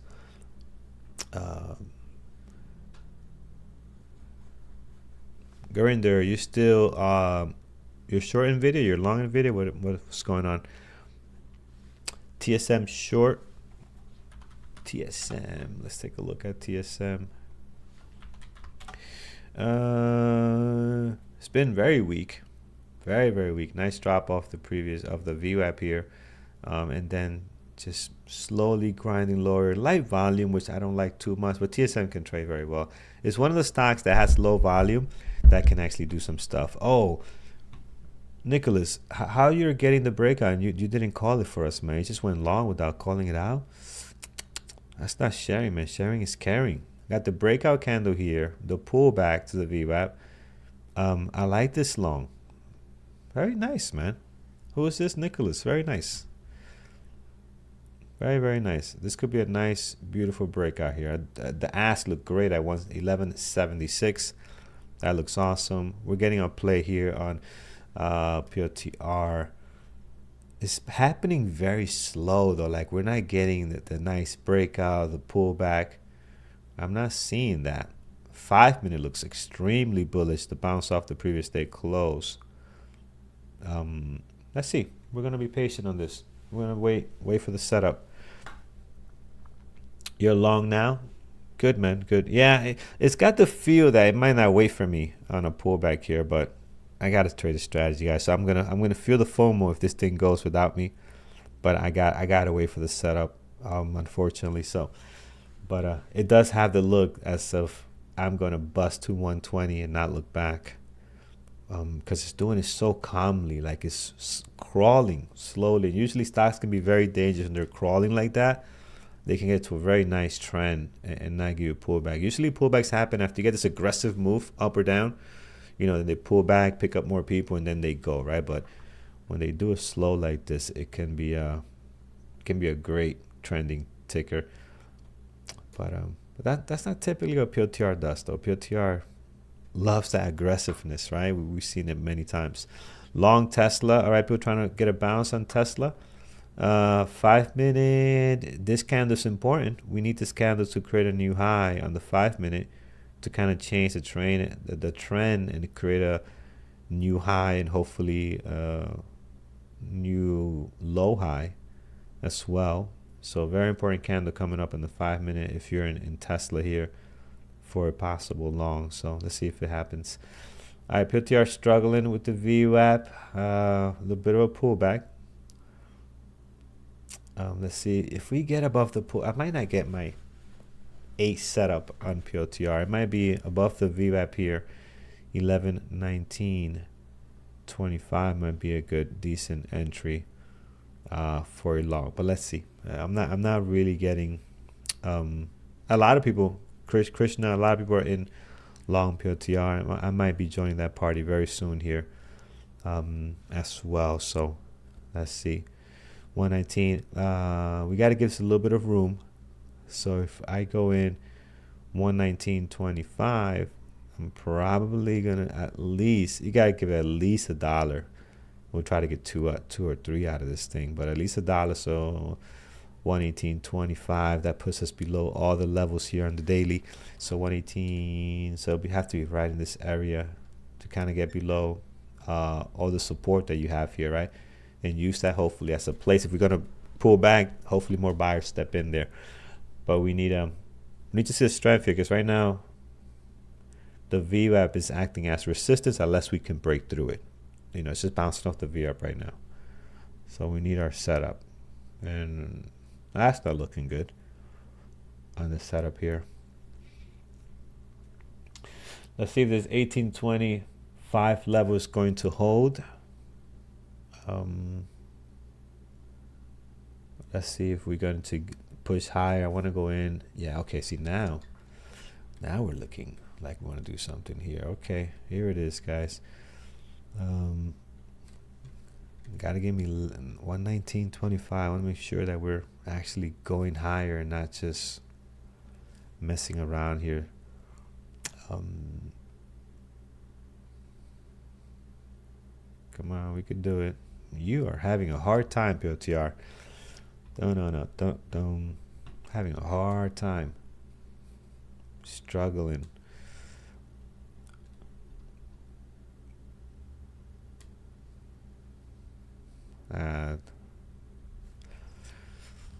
It's gonna do it, guys. It's gonna do it. Come on, do it for us here. There's a lot of people long POTR already. Help us out. But I'm going to wait for that setup. Level 2 is not giving us anything significant right now, at least not close to the prices that I like seeing here. So nothing to jump in on just yet. And how's Tesla doing? Tesla, guys, you took this long. Very nice. Some of you guys took that long. Excellent. See how tight this range is getting? Tighter and tighter and tighter. That's a good sign if we can explode here. But look at that. Tesla doing the move here.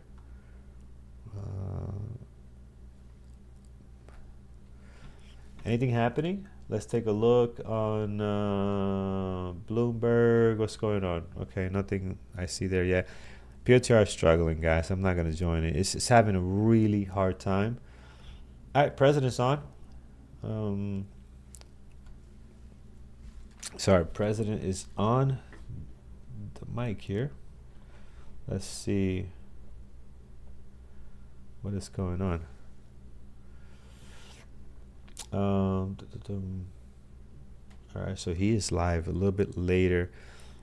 Now I'm not inclined to take a trade. Now I'm really going to be very, very careful, because anything can happen here, right? So we got to be a little bit cautious at the moment. Yeah, he's on. Yeah, I just noticed that he's on here.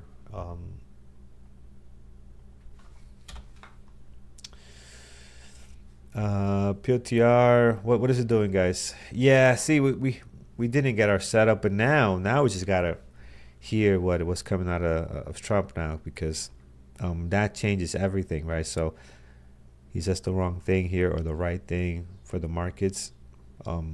Just don't know what kind of reaction you're going to get. So I'm really not inclined to take a trade. We had one trade on Nvidia, worked out pretty decent. Could have been better on this further drop down, but yeah. Yeah, Ray Tricks. All good, man. All good. Yeah, that was a tough one. I really thought it was gonna punch through on this one, but Again, it's a struggle. This second spike here was key for me. We had to get above this to confirm, yeah, this is not just a bounce off of VWAP and coming back down. We need that confirmation. Then now, this maybe could have done it. Maybe could have done it before, Trump got on. But right now, it's all about what is the president saying? Trump says he will speak to. They took it off. They had an speak to. Say he, the Chinese leader, maybe at the end of the week. Okay. So that's one of the headlines I'm seeing here. And as far as taking an opportunity, we might have some right when he's done talking. Markets will be more or less jittery, and then we might find some more opportunities then, especially if he ends on a good note market wise. We'll see some action here. So eyes on the SPY right now. Let's just kind of see what the SPY is doing. It is selling off.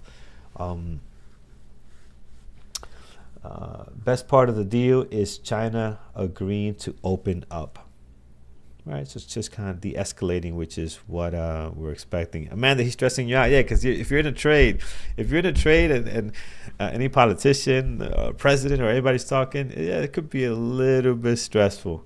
You better listen to every word and then see how the market reacts. He mentioned Apple. Let's take a look. Yeah, Apple here doing some stuff.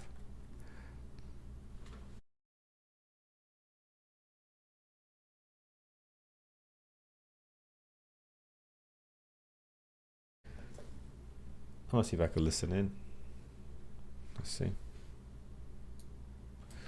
Let's see if I could listen in.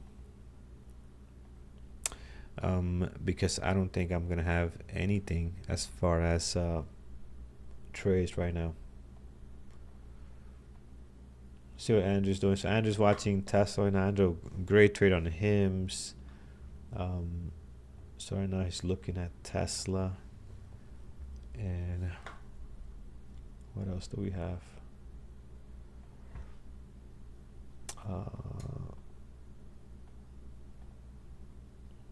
That's it. I don't really have anything else.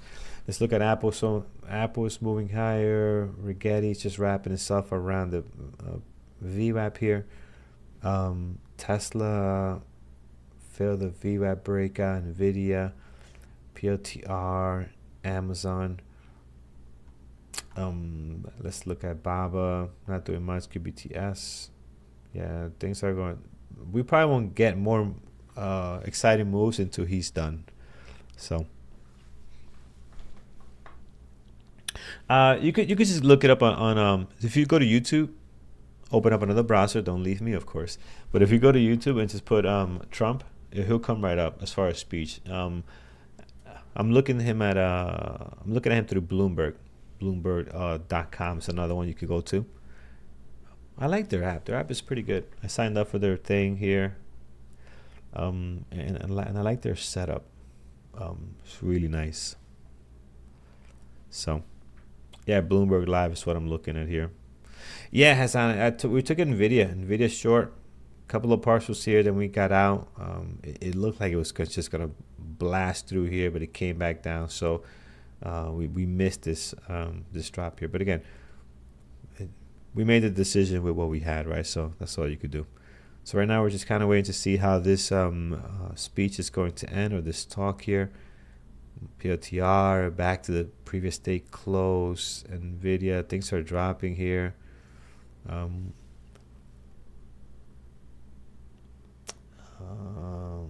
China will suspend or remove all non-monetary barriers. Okay, so we knew that headline already. So it's just kind of going over the stuff that they kind of agreed to already, that we kind of saw this morning. This is why the markets were jumping. Waiting to see if anything else as far as tariffs and monetary policy comes out here. So here it is, Tesla trying to do some stuff. I want to see where our next trade can be out of, but I strongly believe it'll be probably after he's done. HIM's trying to get back up there.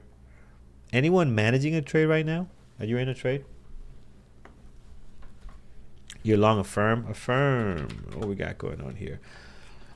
Oh, nice pop for a firm today. It's looking good.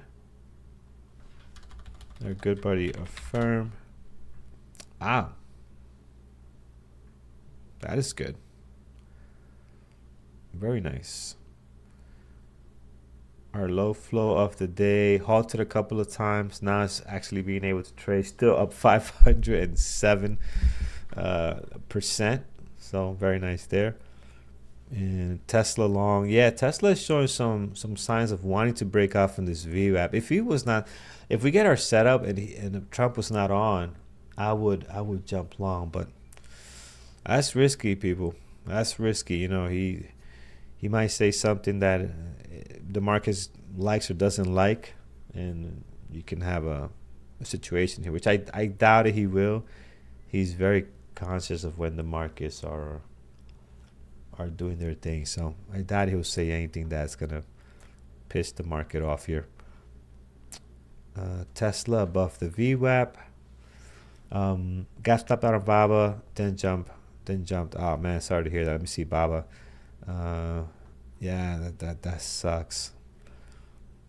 I like Tesla, guys, at the VWAP. No trades for you. It's been a hard day, yeah. So one of the things too, as we're trading live together here, guys, you know, try to really understand that, you know, we're here to help each other out, not create FOMO for each other, because that can happen.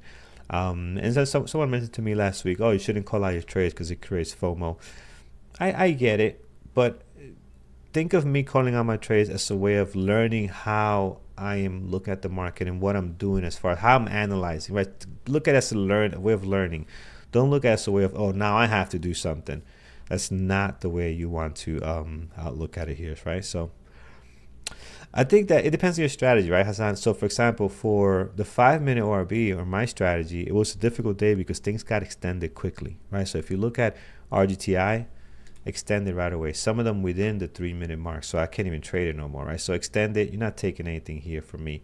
So a lot of stocks did that really quickly. Tesla, pure TR got extended very quickly. So once you get down here, there's no trades for me, right? So for some people, depending on your style, it was a difficult day as far as that. Now, if you're a scalper, if you're 1-minute ORB trader, today was great for you. A lot of stuff broke out really early, you know, so depending on your style, you could have done pretty well. But I think for the majority of people that are doing 5-minute RB or any other styles, it could be a little bit tougher, right? So it all depends on your strategy. So again, great question, but it really depends on your strategy, right? For me, there was not a lot of opportunities when the 3-minute mark hit. Besides Nvidia was really the best one that I saw as far as risk to reward, where the setup was at, and even then the setup is not even great for a breakdown of the VWAP, right? It could have been much better.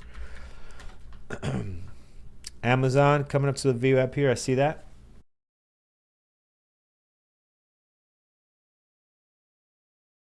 Now he's talking about the drugs and the prices and the cuts, which again, I think health insurance is the biggest scam in our country, man. It's just, I guess you guys know I got a couple of people that family members, close family members, like my brother, my sister-in-law is a doctor. Like I hear the stories, man. It's just like, man, it is such a scammy business.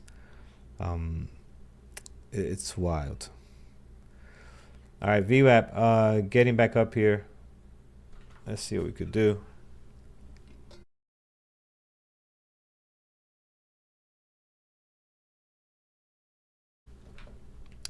All right, let's see here. Let's see what we got. I like Amazon near the VWAP here.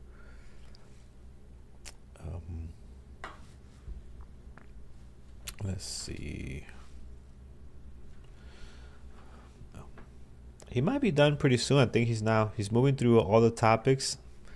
I think when he's done, the market kind of settles down. I think we'll have some stuff here, guys. We'll have some stuff to play. Look at Nvidia. Look at Nvidia drop nicely. POTR. Amazon, guys. Amazon. I want to take a trade on Amazon. This is a great setup above the VWAP here. Let's see if we can get the pullback. Again, you guys know I like the breakout. That's the breakout candle, the pullback candle, which can be this one and a couple of candles here, and then the confirmation candle is the next one that goes up. So it looks something like this. Let's say this was the VWAP, which it actually it is. It'll look something like this. The breakout candle, right? It'll be green. We don't jump in there. This pullback candle will be red. It could be a couple of candles just stuck in the middle here, green or red. But then when we get the breakout candle, this is the candle that the confirmation candle is what I want to get in on, right? Confirmation, here's where I usually go long. So that's the setup I want to see here. I want to see that kind of looks like this if you were to draw it, right? So we got the breakout here. Let's see if we can get a pullback. And then on the next candle, I want to get in. Now we got to be careful because we got a couple of VWAP fake outs today. So here it is. See if we get the pullback.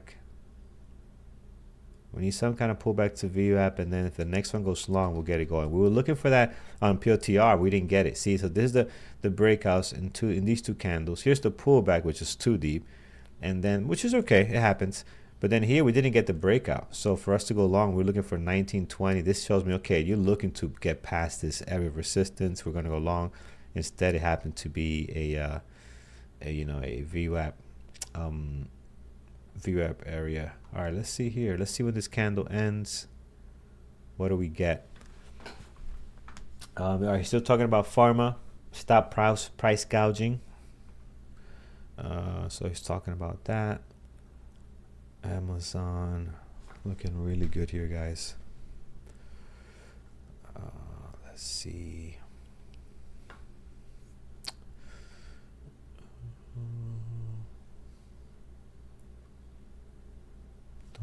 Dum.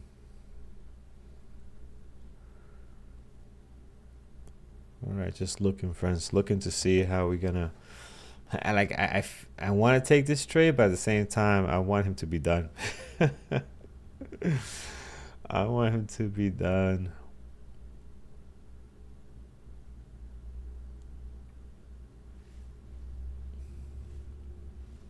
Amit, you're a film director. Very nice, man. Very nice, very nice. I like film. I like watching film. I like my wife hates me when doesn't hate, but I'll be pointing stuff out. She's like, oh no, you got this into my head when we watch something. Like we've watched a show, or the color coordination. Like you see that pillow there? That pillow matches his tie, it matches the curtains, it matches this. She's like, why you doing this to me? Now I got this stuck in my head. Like, yeah, everything's for a reason. Nothing is just because. So I like that. And some people do a great job, and others just could be better. All right, see, we're not getting it here. So back down, same thing like POTR. We're just not getting this beautiful breakout candle, the pullback and confirmation. This is not a good setup. We're not gonna go long this thing. If we come back up again, reclaim the VWAP, we can have another opportunity, but it's just not there right now. So more into documentaries. Oh, nice. And what's TVCs? What is that? Does it matter that does it matter to you that Amazon already had 5 green candles? Yeah, I do see that on the VI. It does matter. You need to consider that. But if we get the correct pullback in the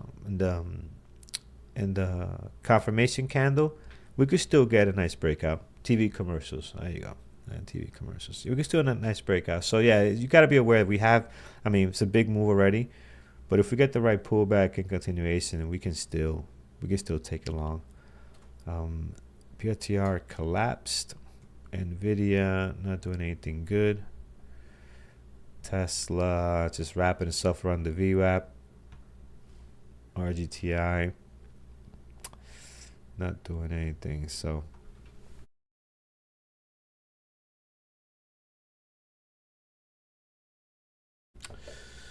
yeah.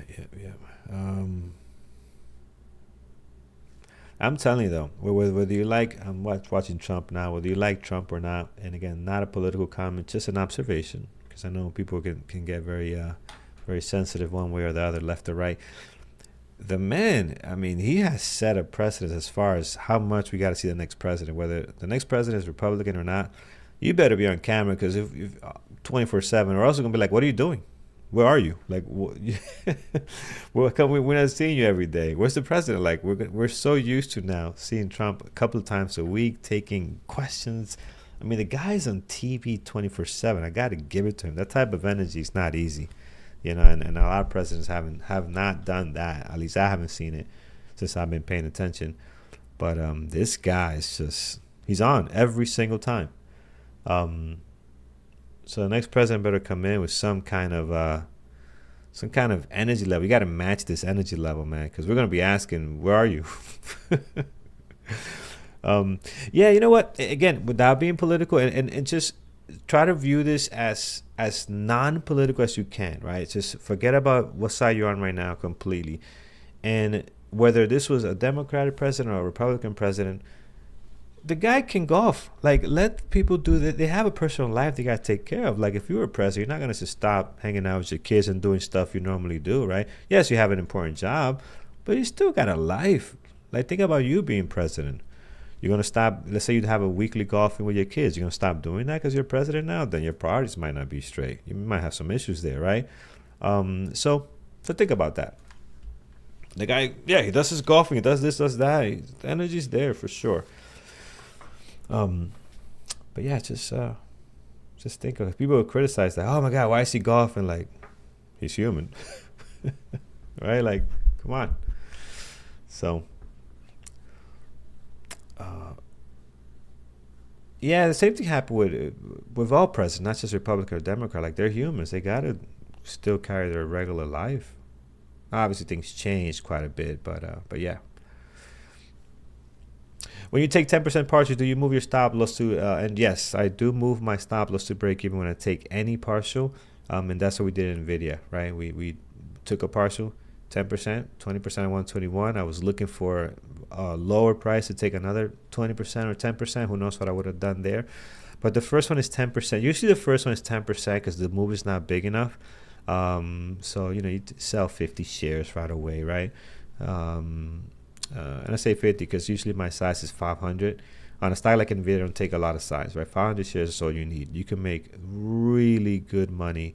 Yeah, he's still going. Trump is still going. So I'm going to wait for him to be done. Now he's talking about Medicare and Johnson & Johnson. I'm just kind of seeing the headlines because I can't hear it, but I'm just kind of seeing the headlines. So I think it'll be, again, irresponsible of me to take a trade while he's still debating a couple of things. But Tesla, I like Tesla above the view up here, guys. Oh, man. Come on, buddy. Let's be done. Let's finish up, Trump. Let's finish up so we can get back to non-fear trading from all our retail traders. Tesla has a great risk to reward. It is just looking really good. How about Amazon? What did Amazon end up doing? So it came back below the VWAP, did not give us our signal. Tesla's the best one right now, but we have to be responsible here. Lenny, I don't know where Lenny is. I don't know where Lenny is. I don't know where Peter is. Did I mention last week to you guys I was the black sheep? I didn't tell you guys that.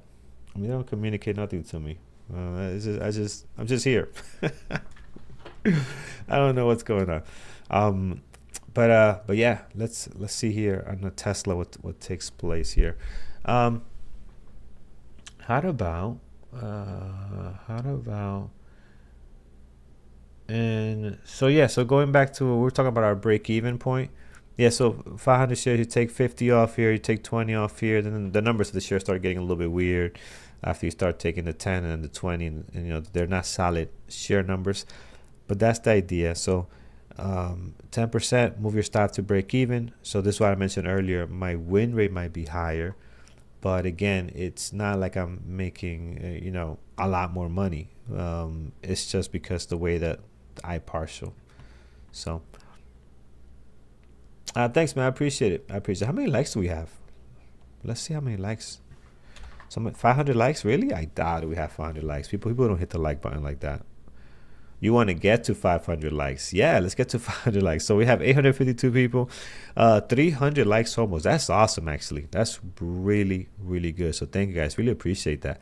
And if you look at other channels too, like I'd be watching these gamers, man, these YouTubers that got like, what's the guy with the character? He is, I think he's funny. Oh man, Doctor Evil? No, it's Doctor Evil. No, Doctor Strange. I'm messing this up. Help me out, guys. Don't make me look like an idiot over here. What is the guy's name? He's always with the red, not Speed. Doctor Disrespect Iron. Yeah, there we go. I find him funny. I show Speed is more for the newer generation, but Doctor Disrespect, the amount of work he puts into his streams, man, it's motivating. It really is. Like, you could tell this guy is putting in work, man. Every detail, the big screen. Speed, yeah, he's great. He just shows up in a screen with a bunch of his friends in the background. That's cool. But Dr. Disrespect, man, he's going above and beyond to do his thing. No, he's back. He didn't get canceled. He got canceled from... he had a lot of personal issues with his wife and all that. But I think he's back. He's back on YouTube now. But I don't think he's on... what's the other one? Twitch? I think he got kicked off Twitch, right? So, but yeah, it's awesome, man. I really like the quality that he puts in.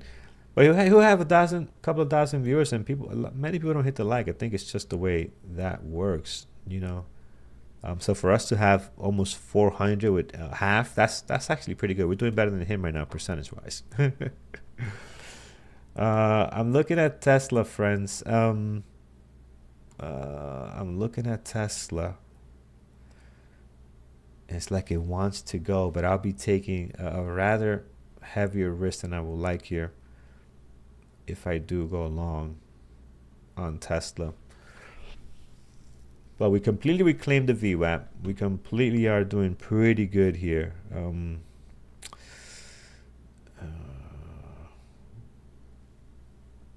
man, I like this a lot. I think it's gonna go.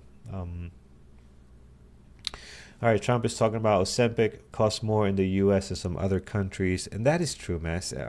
Drugs here, these companies are such a scam.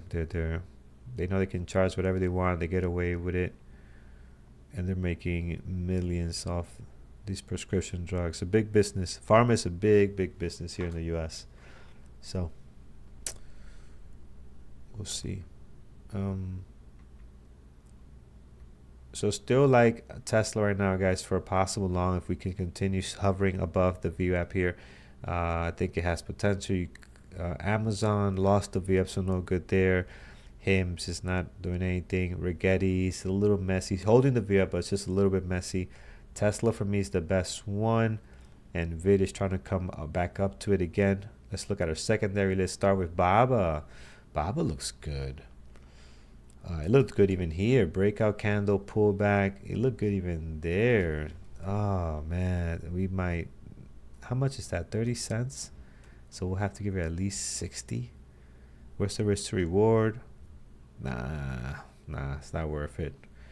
We needed a good entry next to 133.40. QBTS, no. Apple... No, American Airlines, not really. NVO took off here. Tesla's the best one, I think, in my opinion. So, why no love for Meta? I looked at Meta today. It was in play today. Oh, wow. Look at Meta go. Did you take this, Pig Wrestler? I hope you took this, man. This is a great... I didn't see it. A great trade here. Very nice, man. So, hopefully you took advantage of that. That is a beautiful thing. I am in Tesla camp here. I think Tesla's gonna be the one that we jump on next. So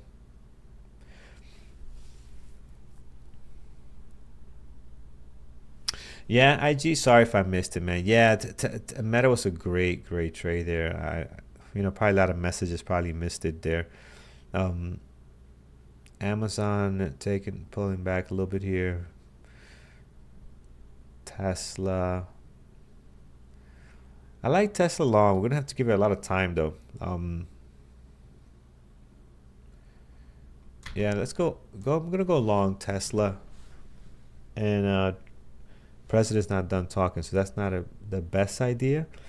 And we're gonna do 250 shares. I'm gonna be very cautious here, guys. We're not gonna go crazy. So even less than my usual position is on this thing, because I want to really hold my risk properly here. So if you want to get into, take a small size, right? Be careful. Take a small size. Don't gotta buy a boatload of this stuff, and also this can move a lot. So let's see if we can get a nice move here. Now I'm sad to go partial. My first partial at 317.72 on which one? Tesla. Looks like it's about the right price range.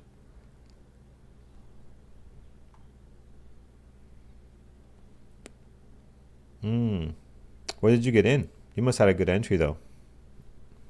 If you did get first partial at 317.72, that's here. So you had a really nice entry, looks like.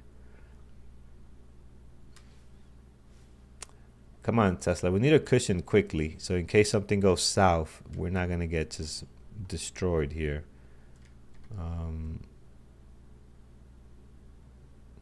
So we need something. Yeah, get the cushion very quickly. Trump will cut out the middleman to accelerate price production. So he's smacking the pharmaceutical companies right now. So let's take advantage, Tesla. Let's run away before he goes to anything else that can cause problems for. Okay, Tesla. Yes. I knew it. Obviously, I'm kidding. You never know nothing. But it just had that look. It had that setup that it did want to go higher. Almost left without me because I got distracted with other things. But I'm glad we came back in time here. So. Oh yeah, that's good. We're gonna take a partial here. That's very nice, actually. That's gonna make the day great Monday. Okay, so let's see if we can get 320.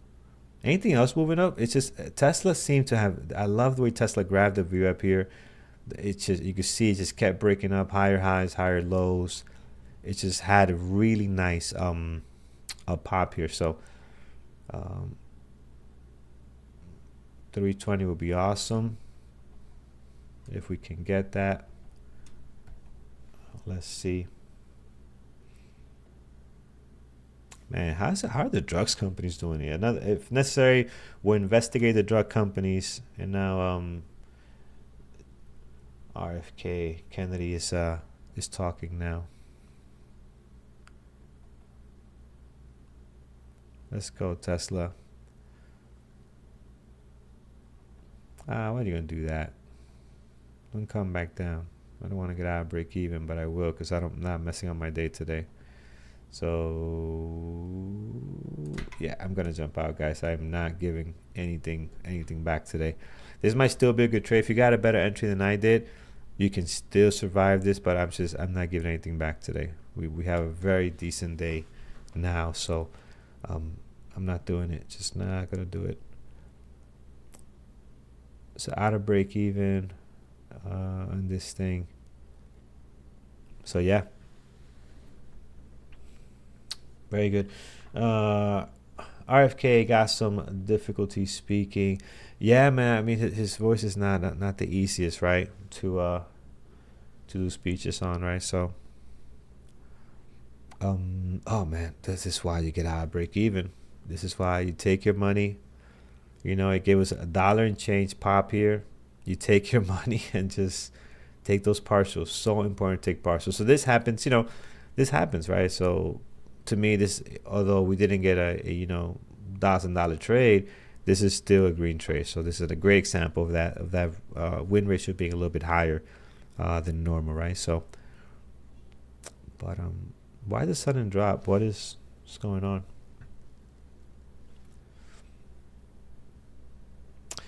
No, his voice been like that for years. Correct me if I'm wrong. I didn't follow him much, but ever since I remember him speaking, his voice has been like that for years. It seems like it's getting worse. It's probably why, because now his new position, he's probably talking a lot more. He's probably irritating it a lot more.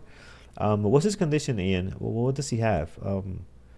But it does sound a little more irritated than before. So maybe all the talking. Imagine how much he's talking now that he's part of the White House crew. So it's got to be really irritating his voice there.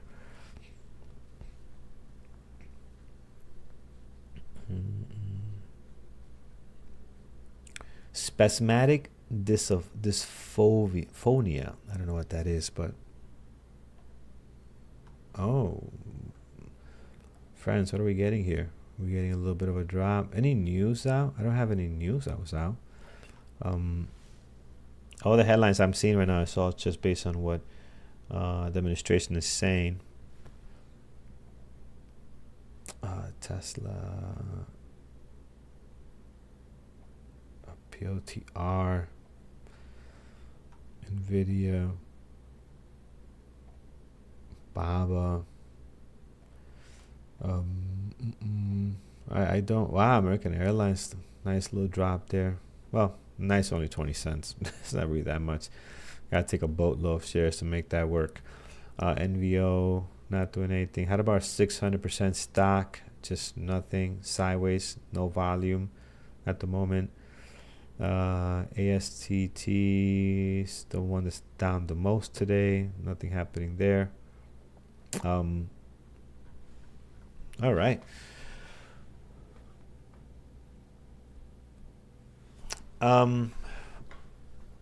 Yeah, it's also weird to choose the timing. He just damaged any kind of ORB. Yeah, it's not great right now. Look at Nvidia go. So he is I don't know if it's heated, but things are dropping. I don't know what the headline is, but things are going south here. Yeah, not just Tesla, man. Look at Tesla. Look at Nvidia. Look at POTR. Like, I didn't have anything scheduled to come out at this time, and these guys are not saying anything new. Now I don't know who else is talking now. Somebody else is talking now after Kennedy here, so I don't know who this guy is, but this seems news related, or maybe they didn't get what the market what they were looking for out of the administration. Like, what's the deal? So just looking for headlines here. If you guys see something, say something, but I don't see what just happened for the most part. So everything is down. HIMS is down. Amazon is down. HIMS, I mean, you name it. It is a short frenzy right now. So things are looking short for the most part. And I don't see. Let's check what Andrew's doing. Andrew, he took Nvidia, a couple of longs, and Nvidia looks like he's out of it now. Obviously, he took it longs around 10 and 13 to the VWAP, then got out, stopped out, and then it's dropping now. So Meta, yeah, it's like some profit taking happening now. But it's just so random how it just came out of nowhere, like if some news happened. So I'm still checking, but I don't see anything. I don't see no headlines on Bloomberg. They're still just pounding the drug industry. They're beating them up pretty good right now. So about the different prices and all that stuff. So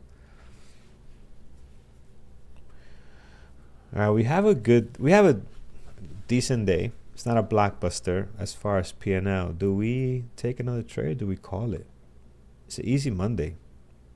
2 trades.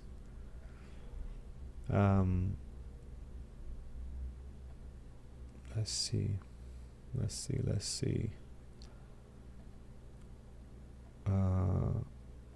Yeah, I don't know if I'm gonna add more risk. Drug lobbies unloading. Yeah, all the money they have. Absolutely. If you're in pharma, you should definitely be unloading your positions right now and all that. Start saving some of that cash because that check might not come in as strong the next couple of weeks. Those take time, man. I always say that these guys, I get what they're trying to do, but money, man, money moves the world. Money makes the world go around, like they say. So they'll find another way to get their claws into people. It's just brutal. It's brutal, brutal.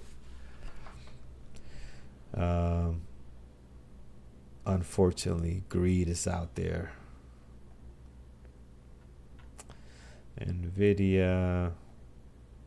Anybody in any trades? Oh, what are you looking for? So it's just sure everything just dropped right now. But what's going on? You guys in anything?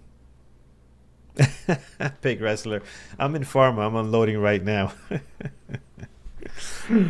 Oh man, good stuff.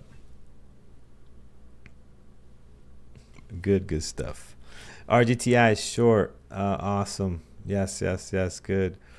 Needs to go a little lower though. Hopefully, it can get down to the low of the day at least. Tesla was a beautiful short. I should have just flipped my position here if I knew this was gonna happen. Look at this thing. Would have had an awesome entry right through the VWAP. No pullbacks. Just drop, drop, drop. And this is again just a great example why you get out of break even. You know, we literally got a dollar and like 10 out of this thing. You know, that's you got to get out. You got to get out. And look at that. Look at that drop. All right, so let's see here. Apple short. PLTR bounce off the yesterday's low. PLTR.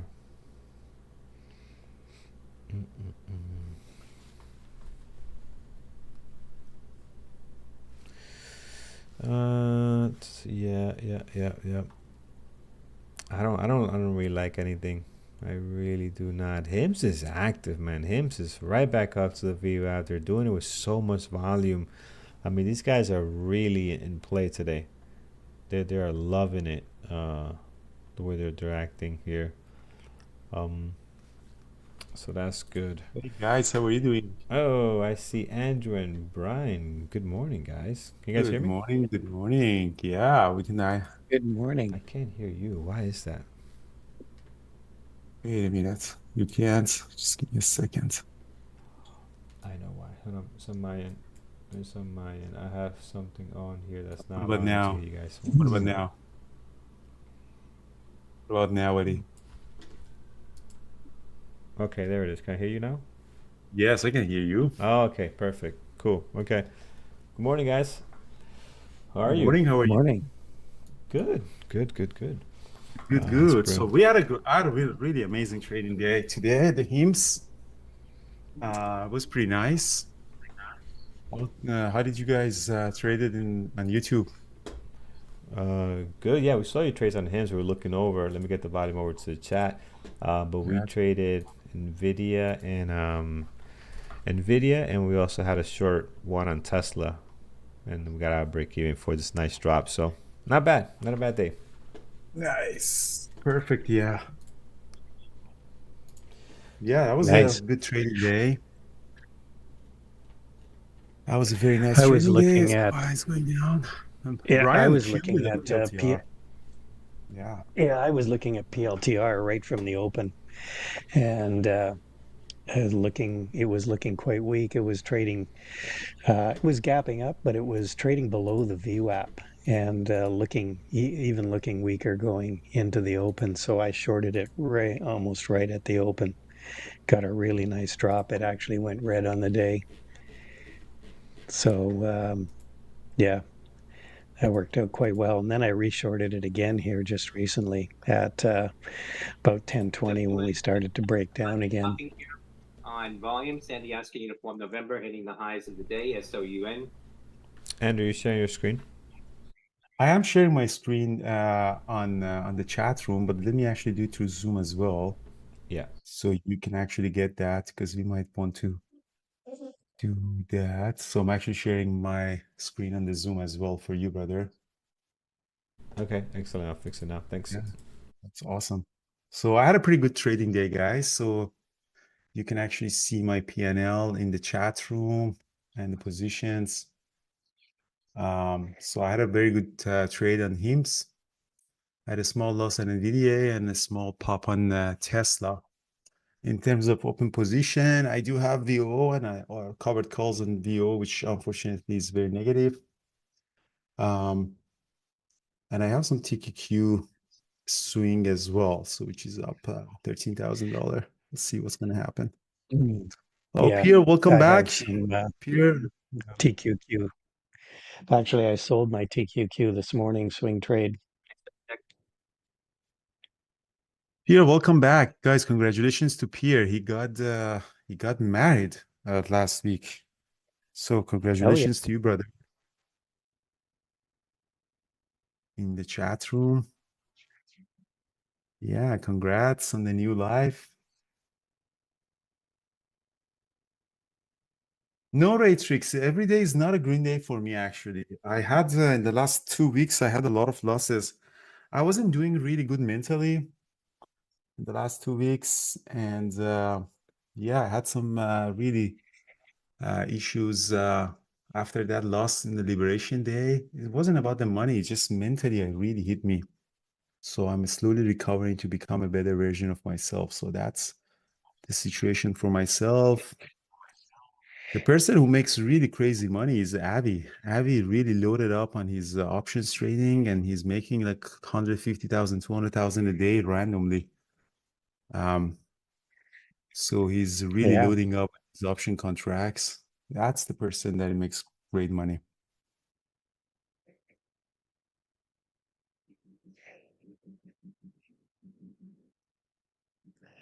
Looks like Qs might be getting ready to sell off some more here.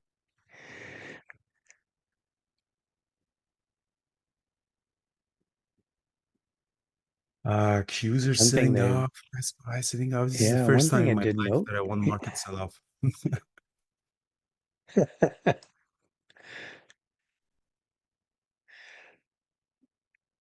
So that's what One trading thing is that's really. Like trading has ups and downs. You know, what we want to show you is the real ups and downs of the market. So that's very important for me to guys can see, you know, it's not that you just make money all the time and you double your accounts. You got to see the bad days as well. So you really, really need to see the bad days, the big losses. You know, a lot of things for me is a learning process. Like for example, this covered calls that you see, I just had a really big loss on it, which means that I kind of uh, missing all the moves on Aspire right now because, I sold discovered calls very bad in a bad time and really didn't manage the risk. So that's what the real trading is, guys, and that's what I want you to know, that you're not really running a show, but it's actually a real trading happening, and all the big mistakes, all the losses and everything that really you struggle with is going to be here. So that's very important for me. No, you're not making money all the definitely a time. mental. No, no, you can't count on that. That's why it's difficult to if you want to be a professional trader, quote unquote, and rely entirely on your trading income, it's quite challenging.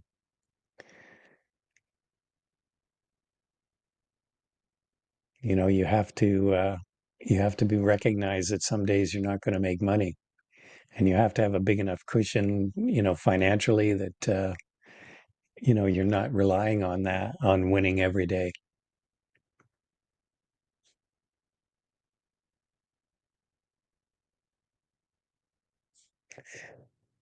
Tesla's looking like it's popping up. The Qs do look like, and the SPY do look like they tried to hold at 500 level on the Qs.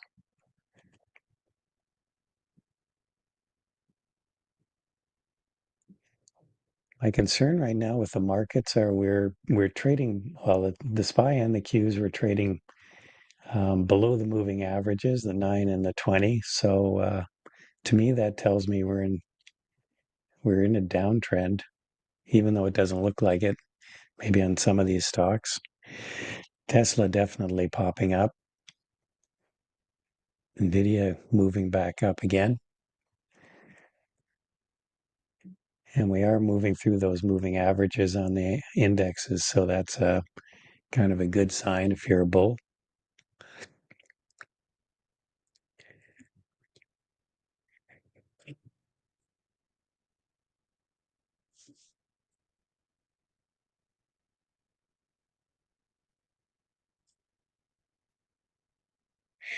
I think Andrew, when did you sell those calls? It was a couple of weeks ago. I think you've had them for like Yeah, 3 it was a weeks now, couple of right? weeks ago. In that time, it sounded really great. I knew that I'm gonna not gonna get hit, but when you're actually selling these calls and you get this news of volatility, like China deal, I thought that the China deal is not gonna come in the first at least 90 days or very close to that. And this big gap up there is really messing it up. So, I mean, SPY moving up 3% in a week is significant. So we did it in a day. So yeah, it was a couple of weeks ago, which was a really good premium in that time. But unfortunately, I didn't see that one coming.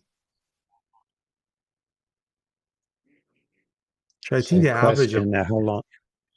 yeah, sorry. Go ahead. Yeah, go ahead, Andrew. No, I was just showing the net. I'm gonna make 200, probably $60,000. So the net, if the market is ripping now, the cover calls get called. It's net 260 I make, but I miss the move on that because my VO position is gonna get called at 520. So even if it goes to 550, then I miss that part. There's a question in the room. How long did it take me to become a full-time trader? Um, and to be honest with you, I don't think I've ever considered myself a full-time trader. I've always had another job. Um, I actually have an engineering degree and an MBA, and I worked for a big company for many years. And so I never, if you think of, if you define a full-time trader as someone who basically just relies on their trading income, I don't think I've ever been in that situation. And that's really the ideal situation because you don't want to, well, I mean, for me anyway, I never wanted to be in a position to completely rely on my trading for income. Plus, I enjoy I enjoyed the job I had, so it wasn't like I had to go to work, to earn an income. I actually enjoyed it. But I understand some people do, they don't like their jobs or whatever, and they'd like to do something different.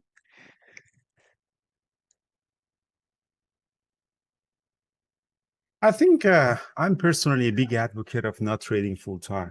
Like this shouldn't be main source of income for you because that's very, very significantly stressful. Like that could be a good extra source of income for a couple of hours a day, like $500 a day, depending on how much money you have and how big is your account. $100 a day, $200 a day, $500 a day. A couple of $100 a day can pay someone's mortgage, and that's enough. That's good. Just move on and build your life and build wealth on the side. Yeah. When it becomes like a job, it's comes with certain big um, stress, uh, which is very, very difficult. Yeah, Like even totally. myself, I consider myself, it's not my main source of revenue. And, I have multiple sources of revenue and I don't consider myself a full-time day trader. I'm an author, I'm an investor, I have properties, I have, other source of revenue.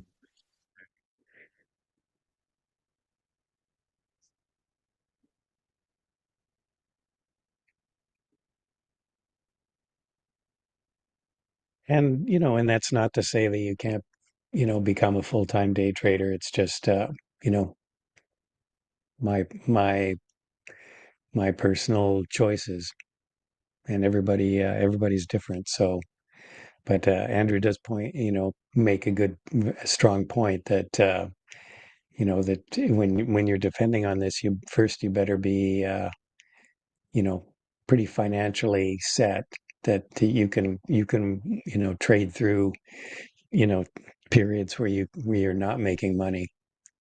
You don't want to be month to month depending on trading income to pay your rent and buy food, because that just adds a whole next level of stress.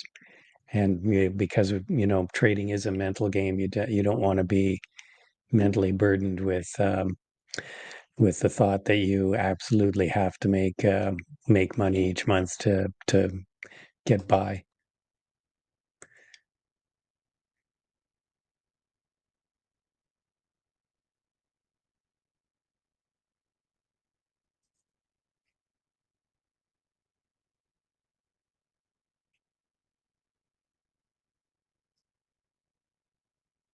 Right. So Tesla is coming back up. It looks like the market really doesn't want to go much Yeah, I was lower. looking at that. Um, so basics, we have Back a at complete education on level 2. So somebody's asking how to use level 2. We have a complete education on level 2, how to trade in YouTube. There's a lot of free material. In also Trading Terminal Academy, we have a lot of material over there. And of course, in Bearable Traders, we have very big modules on how to use it. But generally, we look it for a big signals on the upside and to the downside. But most of the level 2 is really useless.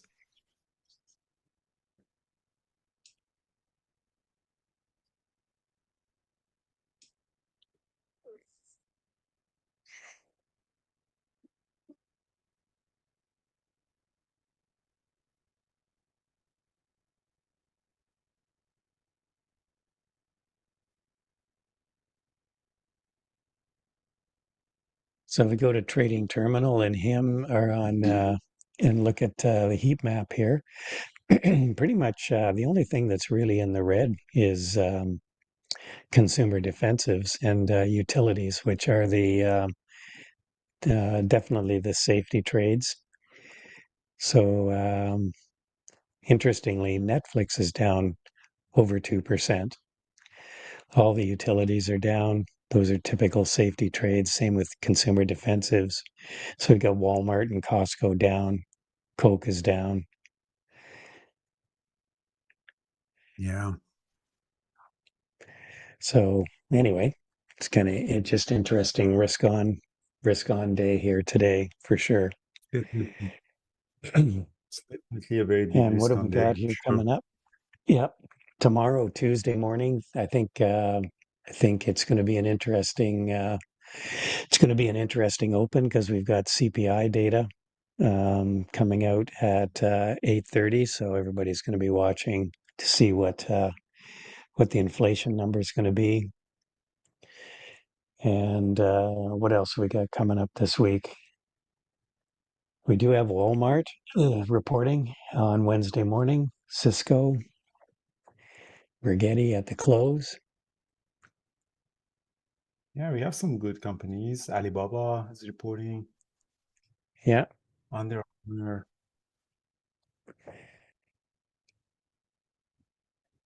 Does Rigetti actually make any money? I doubt Rigetti, the quantum computer. Yeah, I doubt Yeah, that they're making yet. I'm sure they're not making much.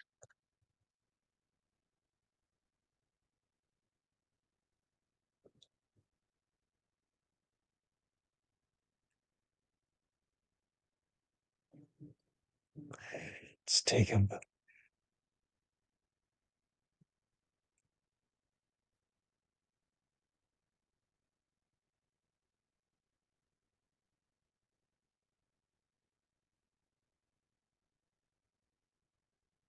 So Piano Tech is asking, Is the month April was a better month? April was a very volatile month, that's for sure. So if you did better, it means that you're doing really well in volatility. So the April was a month of volatility. When you look at the SPY, for example, on a daily chart, so this level of volatility is just amazing. So if you did really well on April, it means that you really made good money on really big volatility days. So like, for example, this April 9 was just crazy. Like the market ripped up 12%. Yeah, Rigetti doesn't. I mean, they have $10.8 million in sales. $10.8 million sales? It's nothing. Yeah, for a company with a market cap of, see, there's 270 million shares in the float. 2.7, the market cap is 2.7 billion, and they've got 10 million in sales.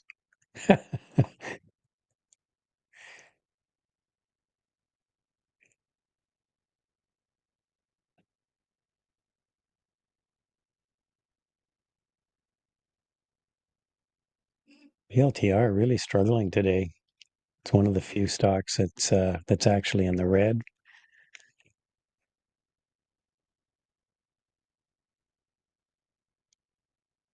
Yeah. Remember, guys, options day trading mentorship webinar is gonna happen with Abby at 11 for all the elite members. If you want to trade options, Abby is a really good options day trader. He's trading with usually bigger accounts. Phil is more like a smaller account options day trading.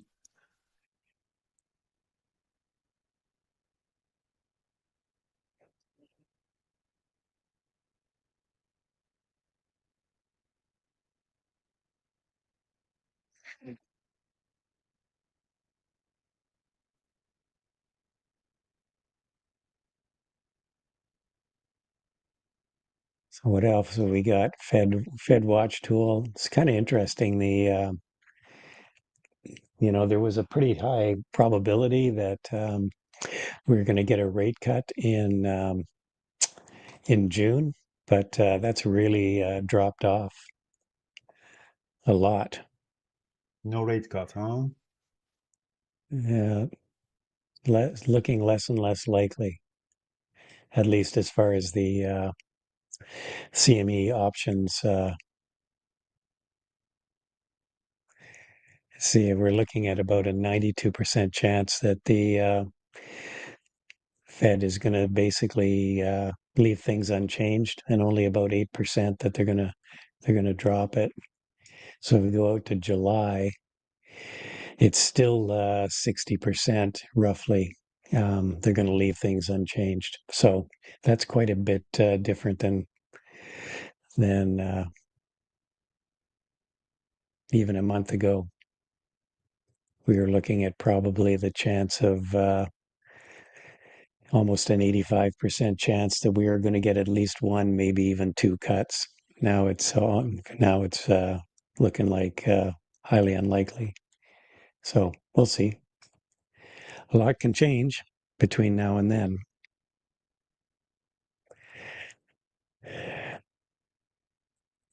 All right. You're right back up at the View app and through the View app on the SPY.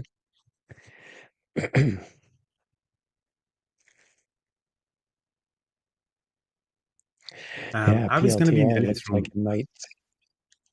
Yeah, PLTR looks like it might actually go back to View app here,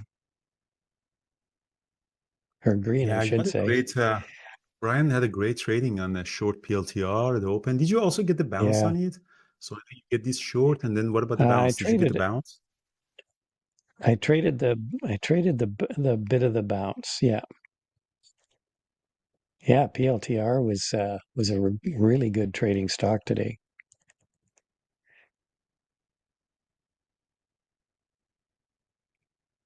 Again, just love the way it went into the open. Just weak, trading below the VWAP. Starting to sell off just before we got to the open, and it just tanked from there. So you can tell that it was there were sellers there just waiting to hit the sell button.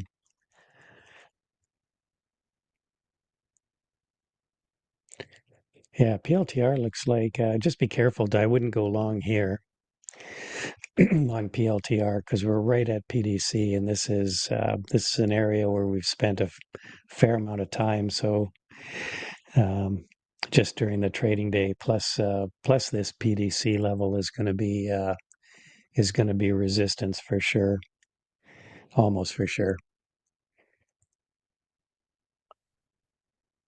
Um, LTR bounced back very nicely from the S3.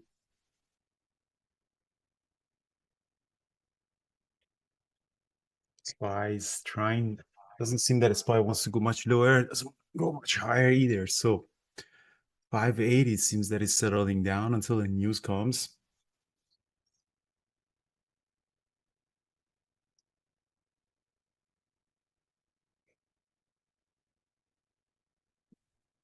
Oh,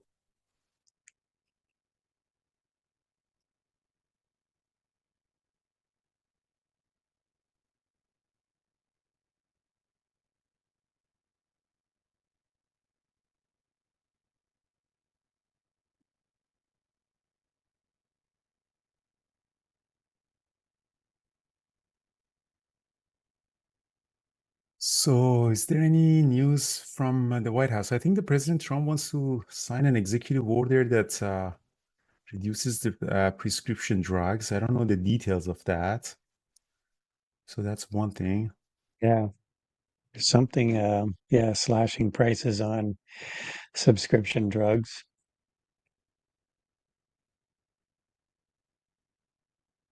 Lulu is also up. So all these trade sensitive stocks like Nike and Lulu, they're all gapping up very nicely. Nike is up 6.8%.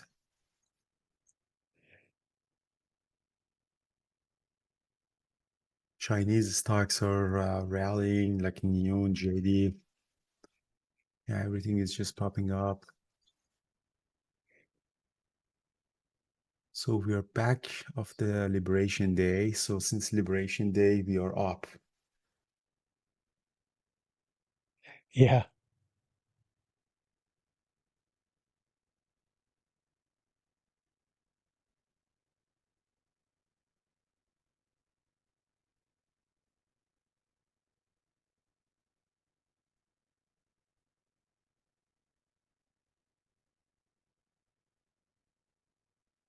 I think you got things sorted out with China. I think you need to go to India or Pakistan now.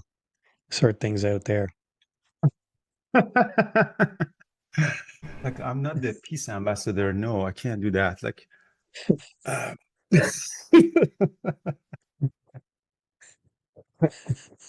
like they're nuking each other's out. No, no, thanks, but no thanks. Yeah, the No, middlemen I in the think they US went through really. this ceasefire. I think they're through this ceasefire. I think even Zelensky said he wants to meet Putin. So I think the board seems that they're going into a direction of uh, stability. Like there was some news. Um, if it's needed, Andrew Aziz is there for humanity, but I don't think it's needed.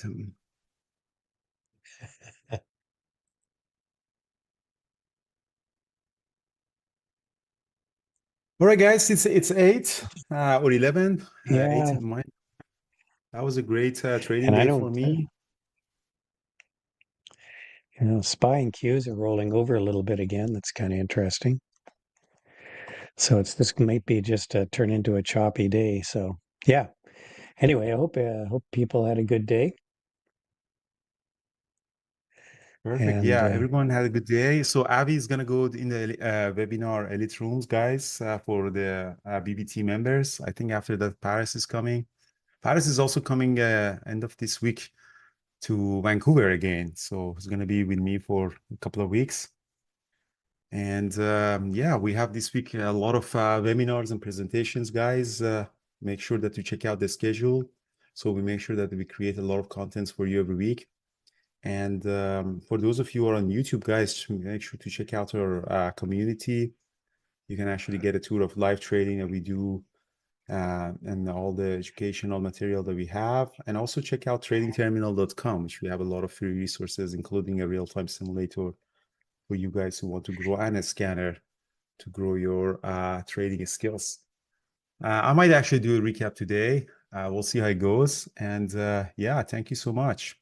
Yeah. Thank you, guys. Hope you had a good day, and we'll catch y'all later.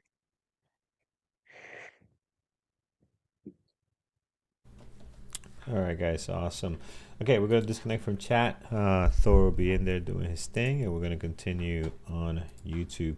So I am going to be covering for Paris. Paris is gonna be in a couple of minutes late, so I'm gonna cover for him a little bit while he comes back here. So, all right, just looking around. I'm not really taking any more trades. We had 2 trades today. For those that missed it, we had Nvidia, a nice little drop there, a couple of partials out of break even, and then since then has gotten a nice little drop. And then our other trade was on Tesla later on, nice VI breakout. Then we got some, if you guys remember, some kind of news. Let me give you this one here. So, some kind of drop. Just everything just started dropping, right? Just started dropping here. You can see here all the way down. And again, we got $1 and change, which is pretty nice out of Tesla. And then also a stopped out there. So stop out of break-even before we gave anything back. So not a bad day. I think there's still some opportunities happening. I don't know if I'm going to be taking any more trades, but we'll look around. We'll take some questions. So if you guys have any questions, I'll definitely take care of them while we wait for Paris to hop on in and join us here. Looking around, let's see thoughts on Amazon. Let's take a look at Amazon here. It's in a tough area, man. Especially on the 5-minute. Like you guys already seen kind of the way I trade a little bit. So this is the VWAP right there, and then this is you have your low of your day all the way down here, but this is the area where you're seeing a lot of support coming in, right? So yes, note the low of the day. That's important. But the support is coming in here around this. We'll call it 206.80, 206.79. For me, this area in the middle here is very tough to trade, right? We're sitting right smack in the middle of these 2 lines, right? Which is your main support and your main resistance right now is acting as the VWAP. I don't take trades usually in this area, right? I want to see either the breakdown below the low of the day for a breakout or the breakup above the VWAP for a trade up, right?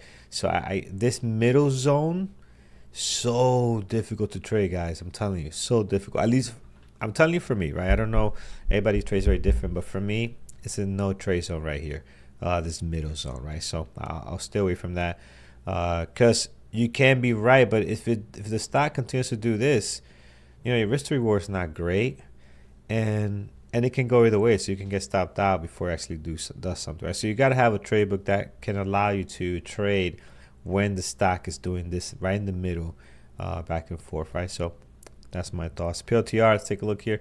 PLTR, what do we have? PLTR, okay, it's interesting. PLTR has been weak. So here we at the view up again. Last time we did this, if you guys remember, we were watching it like a hawk. Earlier today, right here. I mean, we were like fingers ready to go long here, but we didn't get our confirmation candle, which would have been this one here, you know, above these levels. Struggled to be up, we didn't take it. Now we're getting our breakout candle here. Let's see if it actually I was showing you guys the wrong chart, but here it is. Watching this like a hawk right here, if you guys remember that. So I was trying to show you earlier. Couldn't get the breakout candle, so we didn't take the trade. But now we are at the VWAP. We are breaking out. Let's see what it does. Let's take a look at it. It's got to look really good. I'm not too inclined to take a trade here.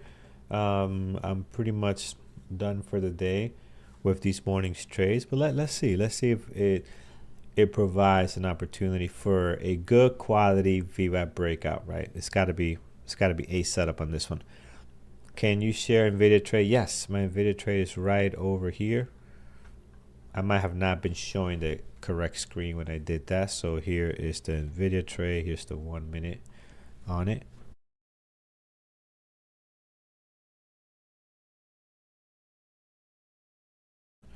here it is. So here's the setup. So went short below the VWAP here. Not the best breakdown, but it looked very weak. And it turned out to be pretty nice actually. So we got an initial drop, partial here, partial some more. We took off some even before we got to break even because it's just the price actually looked very hesitant to keep going lower. So we took some off there, and then just as we thought, we stopped this out right at break even, slightly right on it. Yeah, so right at break even. And then here we have the beautiful drop that came after, gave us a little bit more. We definitely would have taken a partial in this area, there's no question. And then back up here, so we would have made definitely a lot more on it. But again, once you take a partial, you got to stop out at break even. That's important. VWAP breakdown. So I like the VWAP breakdown here. You had this beautiful candle breakthrough. You had this candle at some point was green, so kind of showing a little bit of strength. And then once it got slammed down, that was my signal to go in short for the breakdown here. So you got the VWAP breakdown there. You also have a 5-minute ORB. I didn't trade it that way though. No, I'll be honest with you. It's easy to go now and say, oh, I traded as a 5-minute ORB breakdown. No, you didn't.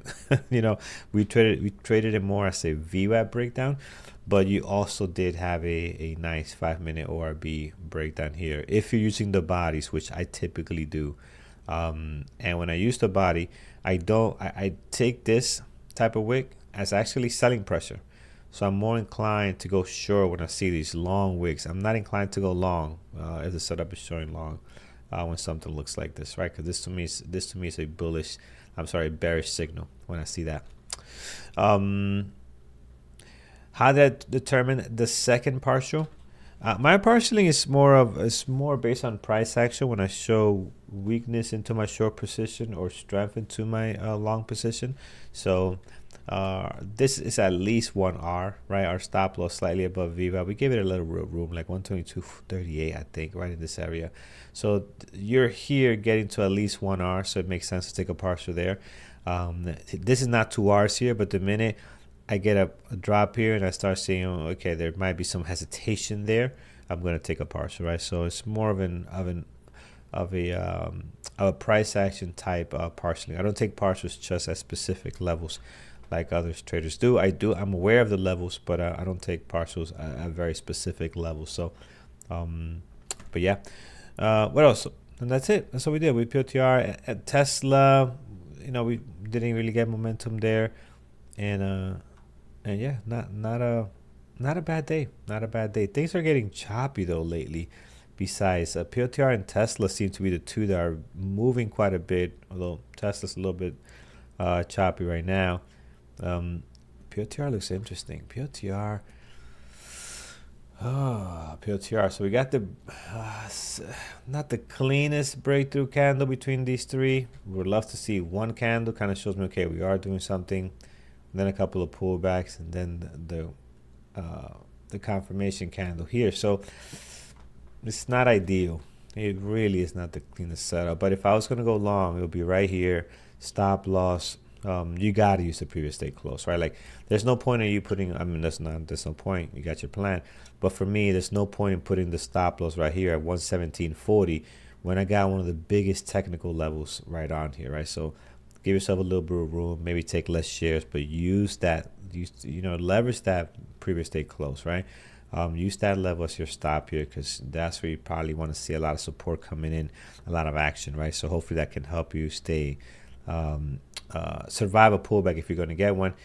And typically I don't like to put the stop right at the previous day close. I'm going to need a little bit of more room. So it's going to be probably 17.20. So you're giving this almost 70 cents. Does this have it in it? 70, $1.40. And it does. It does. If you look at the 5-minute, you can't get that. 121 up there is a possible target if we're going to be strong. 120. So so you might think, oh, you're giving a lot of room, but you do have potential to get up there. So it can happen. The risk reward works out on it. The question is, do I want to take another trade here? It's still in it. We're still in our setup here. Let's see. Could be interesting. The Brazil guy, long PLTR again since the Mac. The MCD is the what's the MCDs? What are those? Oh, the Mac these. Yeah. Gave me the green light on the 5-minute chart. Good. Yeah, it looks good. If I didn't have 2 trades already in the green, I would have definitely. I think I would have taken this. I would be more inclined to take it. The setup looks good. Doesn't look great, but it does look good. So let's see if we can get the momentum going here. Taylor is trading a mental game. Absolutely, man. Absolutely. There's so much mental processing power that you need to have for this, and not just for the trade taking, for the things to follow and not do. Like, how many trades you took today? 3. How many trades you took on Friday? 2. All last week, total number of trades, maybe at top 7. I've been keeping track of all my trades on a screenshot, so I'm gonna do something when I do 30 days, and just kind of do a nice webinar video. But it is, man. Trading is more telling you, the plan is telling you what not to take. Like, don't touch that, don't touch this. This is not where it needs to be. Wait, hold on, don't rush this thing, don't FOMO, don't chase that. That is trading. Just stop this, stop that, don't do this. Why you do that? That's it. Which is very difficult because us humans, we like to hit, trigger, push, interact, especially with trading. If you love trading, it's really tough, because if you love trading, sometimes you gotta feel that that you need to be in a trade, and that could be very, very tough, man. As far as trading goes, as PLTR is breaking out here, maybe I was right on this one. Let's see. Look at that go, friends. 119. You're in the money. Really nice on this trade. So yeah, exactly. Stock pigeon. It feels like you have to be doing something, and especially when you're new. I remember being new, and man, when that bell, and it was nice. I look back at it now and I'm like, wow, that was an experience. That was a heck of an experience, and I still remember like it was yesterday. I remember that first day, New Year's Eve, 2018, man. Not after New Year's Eve, like the day number 3 or 4. I forgot what day it was. It was 2018, January. My first day of trading live again after going through training. Right, I've traded before with Think or Swim, lost money, stopped. Did 7-month simulation. I said, okay, by 2018. I'll trade live. And I still remember, man, like it was yesterday, sitting on this exact same chair. This chair, by the way, it's been around for quite a bit, and it's already giving out. I think I have to do something about this. Paint, the thing is coming off here. There's like no cushion left. I think I'm sitting on the metal already. There's really no need for this chair. It's just that it's been with me since the beginning of time. And yeah, man, I still remember that first day. Literally, that kid you not, like, nervous, heart rate's going up. You can feel the sweat, coming down your back, and ding, ding, ding, ding.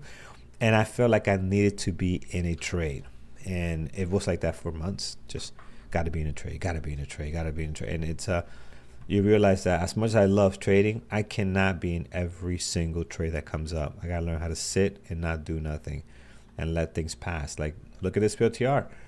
This could have made some good money. We're $1. Actually, we're just 40 cents in. You did a couple of shares in this thing, you could have made some money. So, but it just can't be in everything. Gotta understand how to just be cool. There's gonna be another opportunity, and just not force things, right? And that's not easy to do. I don't know. Okay, so you're saying Andrew. I thought Andrew was a full-time trader, but today he said he wasn't. Let's define full-time. We got to define full-time. What does full-time mean? To everybody's different, right? To him, and again, this is my interpretation, to him, full-time doesn't mean he's, trading is his only source of income, right? Now, can he stop his other source of income and trade and live a heck of a life? Yeah. When you're making $5,000, $10,000 a day, yeah, you could do that very comfortably, right? Could he reduce his amount of risk and only do trading without risking a lot, yeah, he could do that. But he's got his businesses, he's got his other things going on as well. So he's not a full-time trader in that sense, that that's his only source of income, right? So does that make sense? Does that make sense? I mean, and we recommend that. We recommend traders, man, guys who took PLTR long, please tell me that all the talking I did about how potential this looks, you took this trade. And hopefully by now you're taking a partial, because you're almost 60 cents into this bad boy. And again, partialing is, that's part of your strategy. Hopefully you did. Jillian, not Gillian, Jillian. I remembered. Yes, very nice. Still in it, beautiful. POTR, nice, good. All right, so let's hope it holds here. Grabs onto the 9 and keeps going for you guys. On this one. I should have took this trade. It looked decent. Now the problem we have here is the continuation, right? Great trade, perfect. We took some partials. You have 40, 60 cents, 50 depending on where you got in. To make this really good, you need the continuation. We need 119. So can we get a pullback to the 9 moving average, and can we get the momentum to keep it going, right? That's what we need there. That's what makes it that's it, I don't trade no more. Get up off your desk and go enjoy life, right? Go do something else. So let's see. That's what we need. We need 119, 1950. Now this becomes a blockbuster trade. So let's see if we can get it. And that's the problem sometimes. You get the initial pop and you just don't get that continuation that makes the trade worth it. An example here, Tesla, right? Great move. Dollar something on this thing, right? And P&L wise, not bad. I mean, that definitely buys a lot of stuff. But you didn't get the continuation where you're like, wow, this made it, right? So that's what we need from PLTR right now. Let's see if we can get it. Let's see. So yeah, so full time, it's don't think about trading full time. It's been misled to interpret what really happens in the real world, right? I know thousands of traders, worked with hundreds of traders, and everybody's situation is completely different, right? Completely different. So I strongly believe when you start trading, you want to start think of it, a lot of traders are usually entrepreneurs. They want to make money in other ways than their time at work, right? That was my thing, right? And really it was my thing after I knew my job was ending. I love my job. I was not going to go day trade for my job. My job I had the perfect job. They relocated out and I lost that. Think of it as another source of income. Think of it as another source of income. You know what I'm saying? So for example, like if you still have a 9 to 5, try to day trade so that can be an additional source of income, right? And then think about, okay, well, now that I got my 9 to 5, I got my trading, bring me some money. What else can I build that can bring another source of income? You want to have at least 5, right?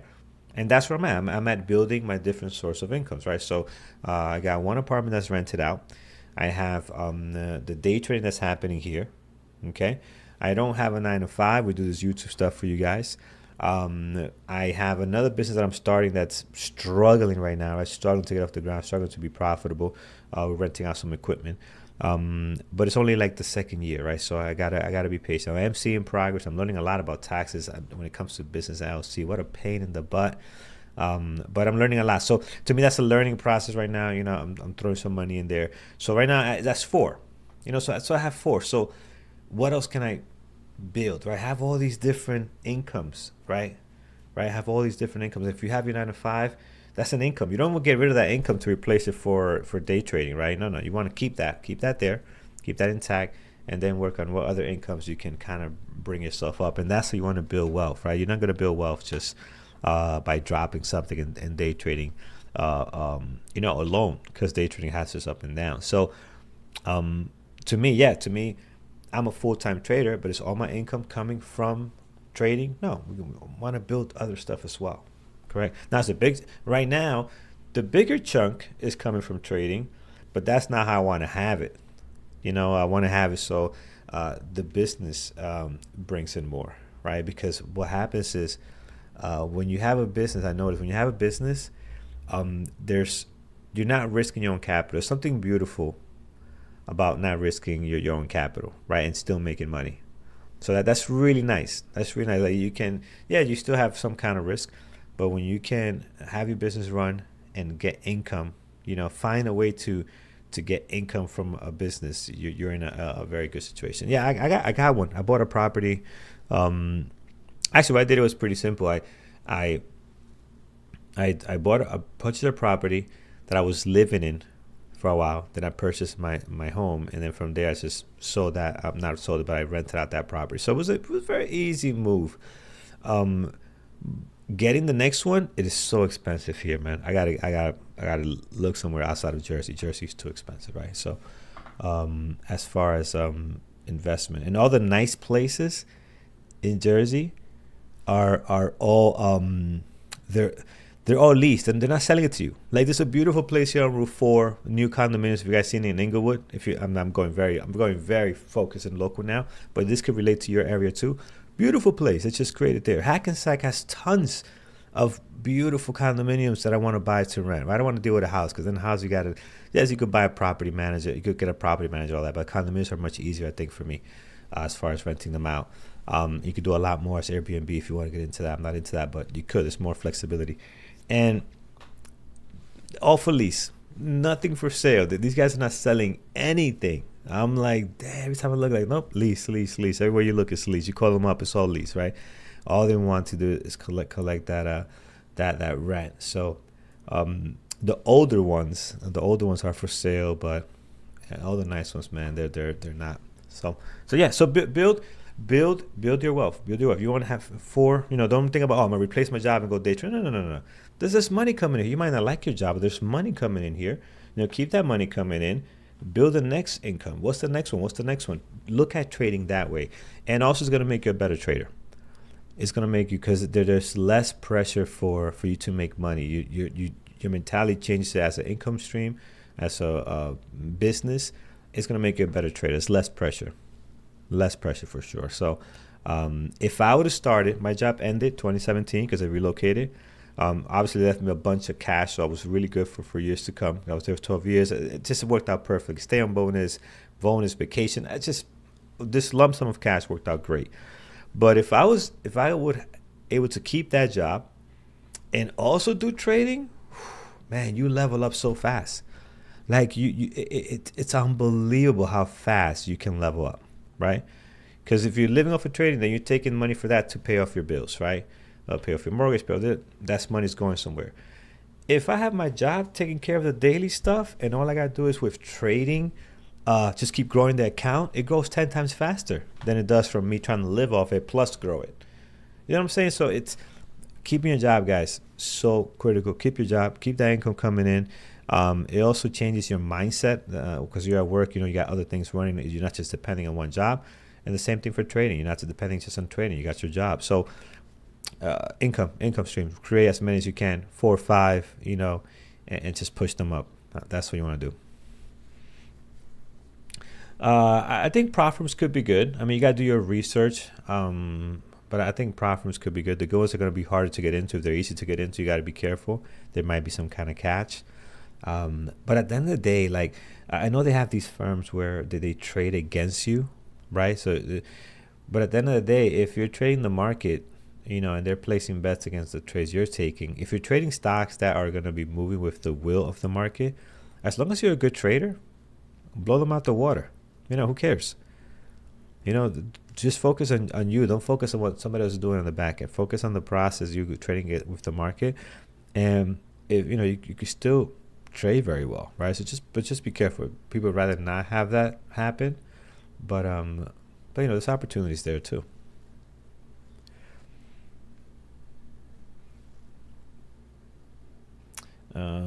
As a consistent profitable trader using a 25K account and 3 times margin, 3 times you're in Canada, should be 4.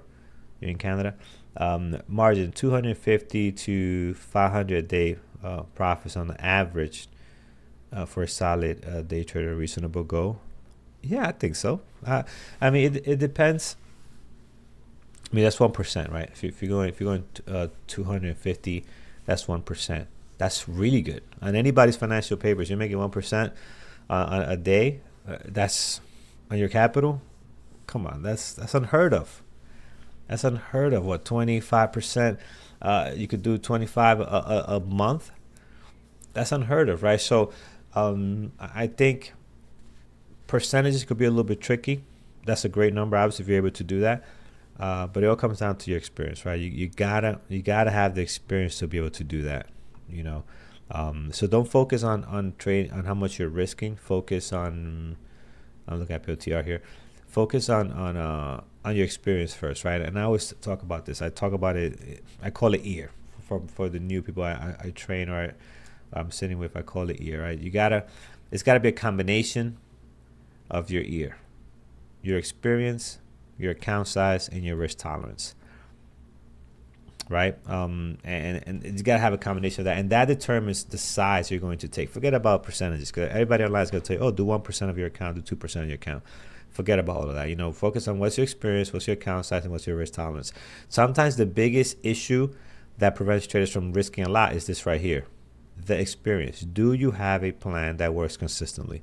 If you don't, it doesn't matter your account size. You could have $150,000. Guess what? If you don't got the experience and you start risking 1%, you're gonna blow through that very quickly, right? So forget about the percentages. What's your experience, right? Start risking $20 a trade, $25 a trade. What's the rush? Risk very little. Risk $25 a trade, $50 a trade. At first, it's not about making money. It's about building that experience and being consistent. Once you're consistent, you're building that experience and you're making money. Okay, risk $50 a trade. Then the next month you do, if the month ended well, you go higher. And this does two things. It builds your experience, right, which is the most important thing out of this equation. Your account size, don't worry about that. This doesn't matter. But if you have bigger account size, great. But it also builds your risk tolerance, right? As you're slowly building up that risk tolerance, it does this as well, right? So this is very, very important. You gotta have this in place. The worst traders, the most dangerous traders, are the ones that have the account size, have the risk tolerance, but don't have the experience. That was me when I was starting out. Brutal. Stay away from these guys. They are the most dangerous. The one that have the account size and they have naturally have that risk tolerance, entrepreneurship. They're dynamites, man. They're TNTs. They're live wires. These are the guys that blow up their account, or girls. So if you're in this category, if you're this person, you gotta be really, really careful. Really, really careful. Trade very small. Gain that experience first. That's very important. You know, very important. Oh yeah, market will take your money. Absolutely, and that's what happened to me. Market took my money every time it had an opportunity. It said, "Give me that. Give me that." All right. So I mean, this was a hard pullback to survive on POTR. If you went long here, depending, but it's back up again. Amazon, HIMS around the VWAP, Nvidia taking off here, Tesla, very nice. These are going north. I see that. RGTI dropping. Our secondary list, NVO coming back. American Airlines doing nothing. Apple quiet. QBTS dropping. What is Baba doing? Trying to get above the VWAP. So yeah, pretty interesting day. Yeah, the Brazil, the guy from Brazil. Yes, my friend. Those lessons are very painful. But those are the people that are attracted to this business, right? Because the people that have the account size, they want to invest in something or build something. And the people that have usually high risk tolerance are the ones that are entrepreneurs, that are willing to risk to get an outcome, to build something, to make money. You got to have risk involved, but there's a limit. Like when you're starting out, there's got to be a balance where you realize that, hey, we're gonna be very careful how much we risk, how much we do this, and not just in trading, in business overall, right? It's got to be measured, and it just can't be some wild west type thing, right? So that's important. Yep, everything is moving over. Process over profit. Absolutely. and in everything, guys. Trading exploits it, where this a very uh, hard measure, because the measure of the being successful is losing money. So that's a very hard measure. Like, look at your account. That's your score. The score is not points. Just look at your account. Your score is right on there, right on the board. So it's a very tough way to get measured when it comes to you losing your hard-earned dollars, right? But yeah, that's the process. You got to be process driven, even over outcome, when it comes to any other businesses, right? It's very important. POTR. And just thinking about this, my old self will be in this trade right now for no reason. I think it's gonna work out, but there's no plan. Like right now, that you don't have a plan to be in this trade, right? So, but I used to trade all day, man, just in and out, breaking rules, making green days red, or making red days greens, which were nice. I mean, it was just wild, the wild, wild west.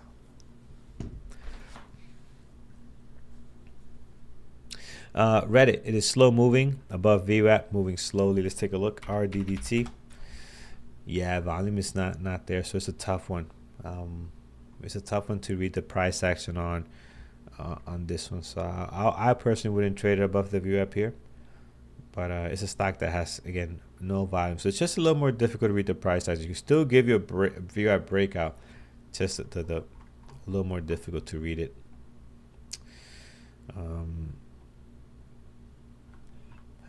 POTR here. Also, we're later in the day. I normally don't trade during this time, but you got to give things a little bit more room, and you got to be a little bit more patient to kind of let things develop. So that's a thing too that you got to be aware of when it comes to this time frame. The retest of the VWAP isn't right on POTR. No, I think it is. I think it is, but again, normally I like my retest. So if you're looking at, right, normally I like my retest very tight on the 1 minute, because there's obviously more volume early in the day. There's more volatility. Now, if you look at the bigger time frame, if you look at the 5 minute, right, which I was not trading it off the 5 minute, but if you look at the 5 minute, yeah, you do have a retest here that actually looks pretty good. 5 minutes, obviously got to wait a little bit longer. Look at the breakout here, the retest, and your entries on this confirmation candle here. But I was not trading it off the 5 minute, right? So you clearly see here the same setup we look for on the 1 minute for the most part, right? But I don't trade it, because this requires you to hold on. Like that setup there requires you. Hey, Paris, I'm connecting to you in a second here. Requires you to hold on through all of this. I can't wait that long, man. This is from 11 to 11:25. Yeah, it's doable, but you got to be that type of trader. I can't wait that long. It's way too long. All right, I got Paris on deck. Let me see if I got his volume, his charts, and we'll get going here. Hey, Paris, can you hear me?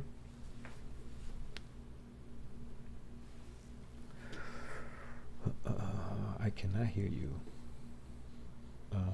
But it could be on my end, because I was messing around with some of the charts earlier.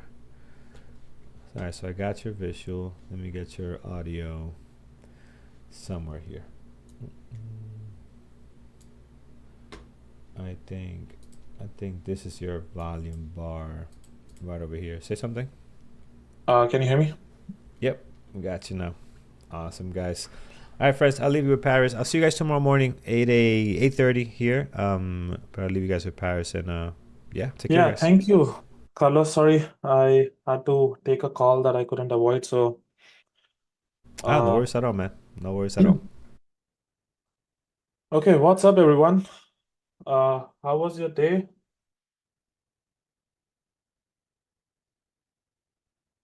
As a matter of fact, I had a max loss day for today. It came in after a very long time, but it came, so I hit my max loss very early, and the culprit was Nvidia. Oh, I was trying to long Nvidia, and Uh, yeah, I was biased on Nvidia long, and I did take few trades on PLTR, a couple of trades on PLTR, and a couple of trades on Tesla. None of them, those were like small losers, but Nvidia was a big loser for the day. I was heavy size too. So yeah, I'm logged out. I cannot trade any further.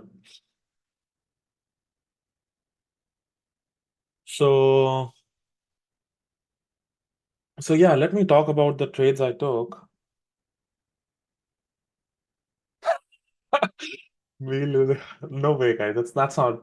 Yeah, yeah. For me, I'm consistent, but yeah, I do have losing days once in a while. Mostly, I have like small green days or small losing days, but rarely I do max loss days. Like when like nothing works. When like I took, I don't know how many trades I took. One, two, three, four, five, six, seven, eight, nine. Nine trades and nine losses. Like nothing worked. So, so uh so 1.5 times of my average win day. That's usually my max loss.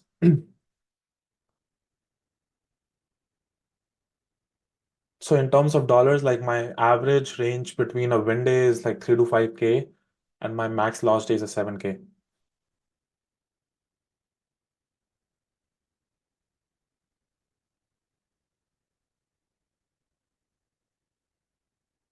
Yeah, thanks, Sunny. A lot of small caps. So yeah, so let's talk about it, guys. And I'm perfectly fine with it. This is a part of trading, you know. You will have, and I think one of the biggest contribution of my loss today was over the weekend. I ate the shittiest food that I could have, binge watch TV, and you know, did all the shitty thing. Like I was sitting on a bed doing nothing and ate the shittiest food, did not work out. And that was a phase where I think I was prepared to lose today for some reason. In my head, I was like, I wasn't ready to be in the market. And plus, the market was gapped up. But I think you lose in your psychology first and then lose in the technicals later. So I think uh, I lost before I even started my day today. So I think that was something that I I'm not proud of, but I think that's what I was thinking that over the weekend I was like did not did not take care of myself well.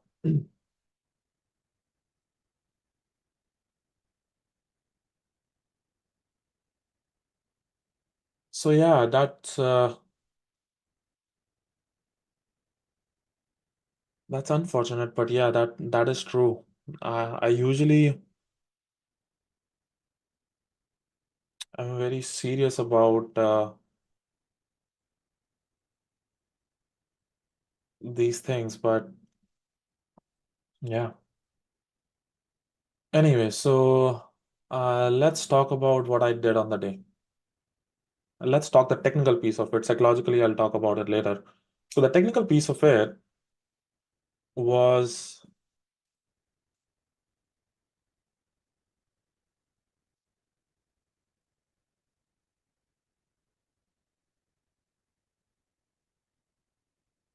uh,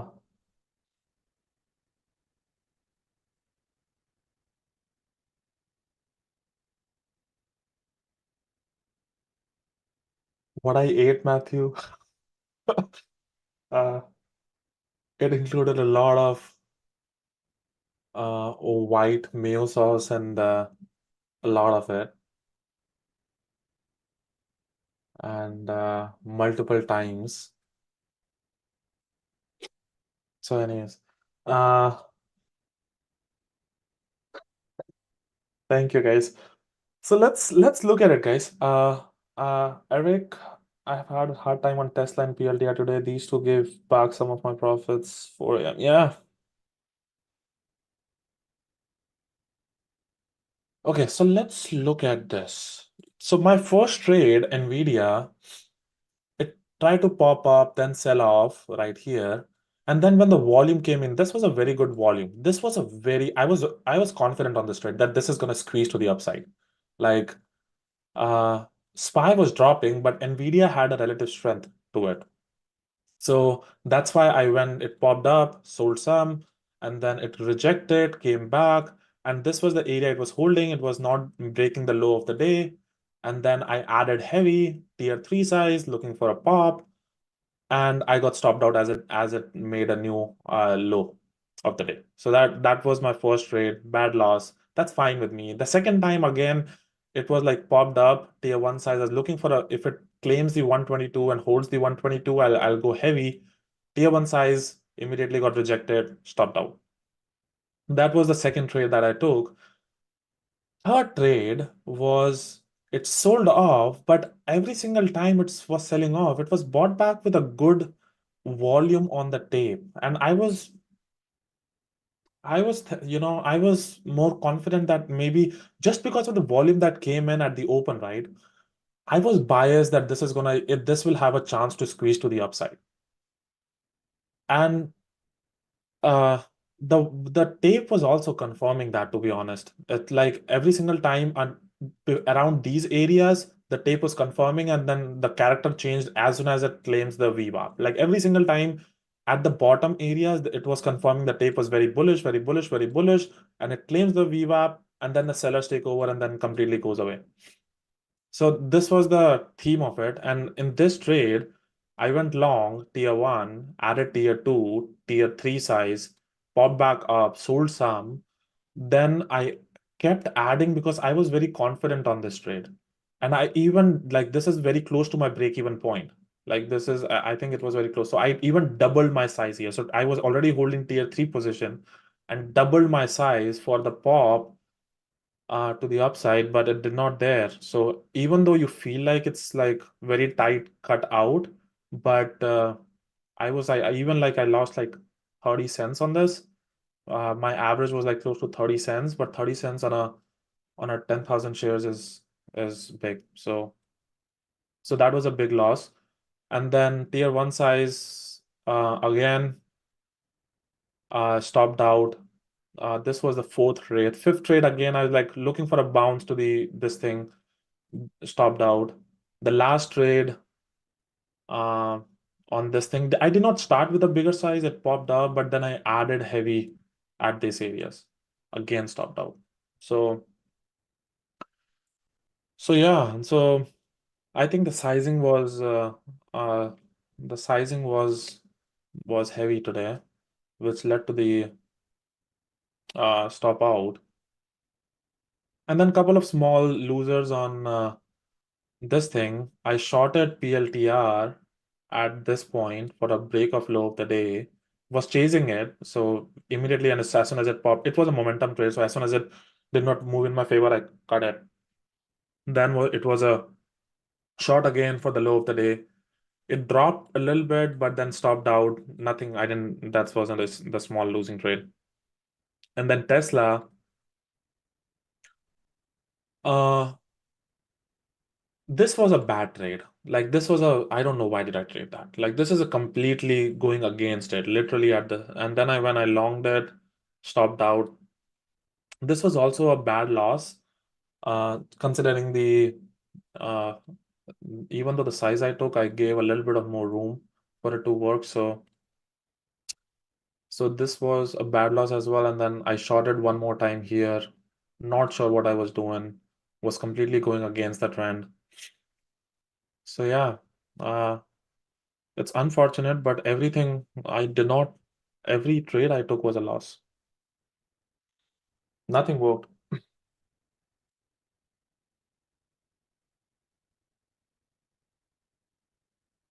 Yeah, yeah, and And I'm glad I got locked out. I would have dug a deeper hole for myself.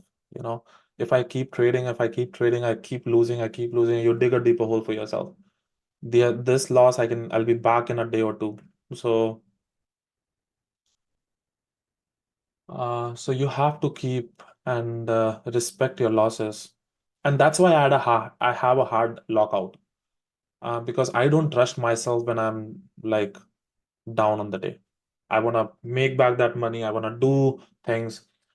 Uh, Usually I'm okay when I'm like either break even or maybe I'm like small down on the day, like maybe $500,000 after like 11, 12. Then I'm okay closing out on the day.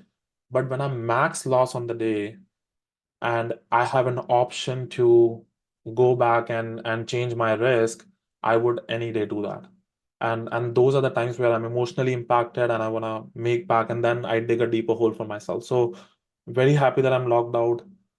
I have like I can do and nothing outside. Even though I want to go back and trade from the broker account, I cannot do that because my account has an auto stop enabled. So even though I take a trade from my Schwab account, a lot of people send me a message. How do you like? I would if I hit my max loss, I would go to the brokerage account and then trade from there. But I have stopped myself from doing that as well. So so yeah, so that's because I don't trust myself because the and as a human being, I even though I have like crazy years of experience in trading, it's you can't trust yourself. You can you're one day away or one trade away from hitting you're blowing up your account. So you have to step away and not think about it. Come back next day.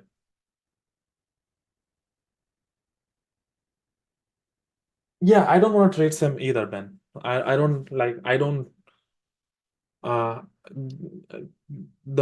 I tend to get reckless when I get into sim. So I don't like being in the sim.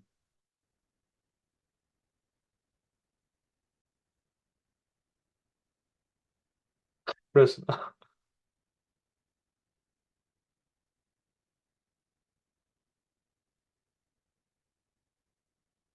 Yeah, thank you, Brisa. I think uh it's a good trader versus a bad trader is just the less mistakes. The more of a less mistakes you do, I think that's the differentiating factor. Every trader does mistakes once in a while or here and there.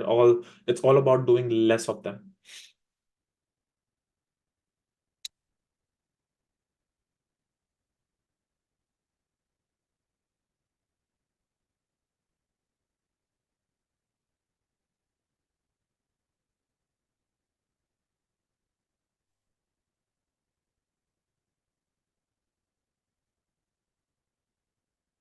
Yeah, Jose. I think that's exactly what I'm like today. You have to be a better loser than a winner. So I think there was nothing I could like Nvidia. I was trading something that I was able to see.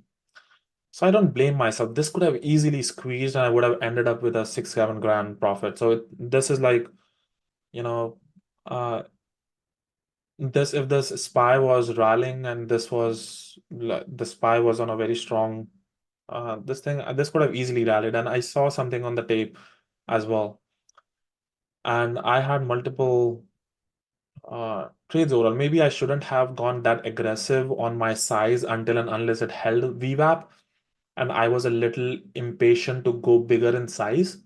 That's one of the learnings, uh, but that's the nature of market, guys. You gotta be a champion in accepting the loss.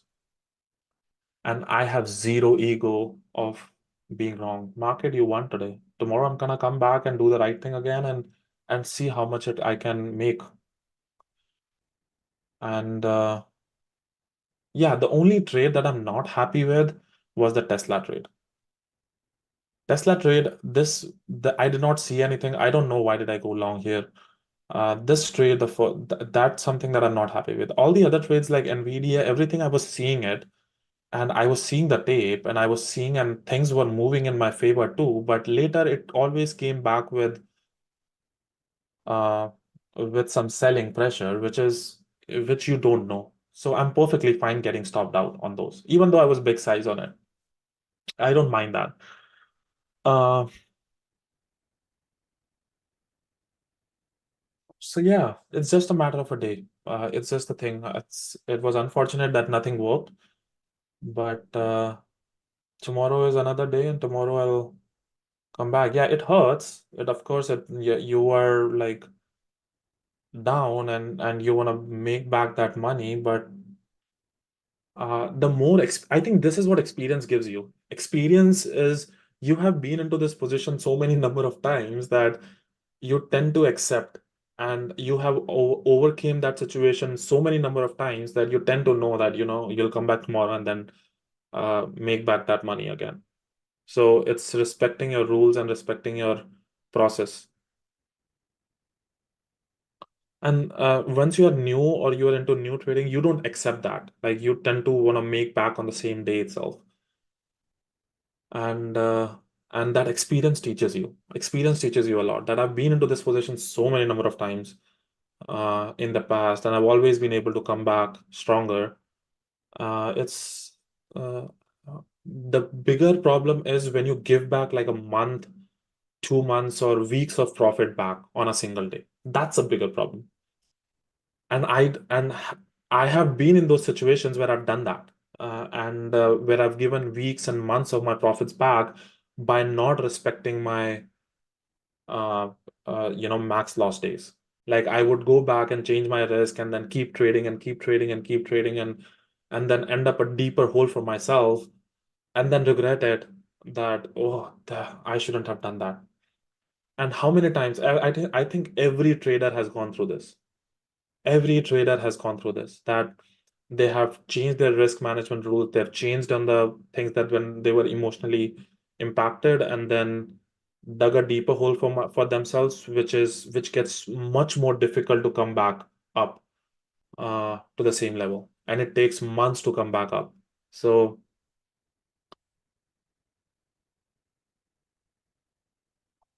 Mimi, yeah, it's very important to let go, Sunny. Uh,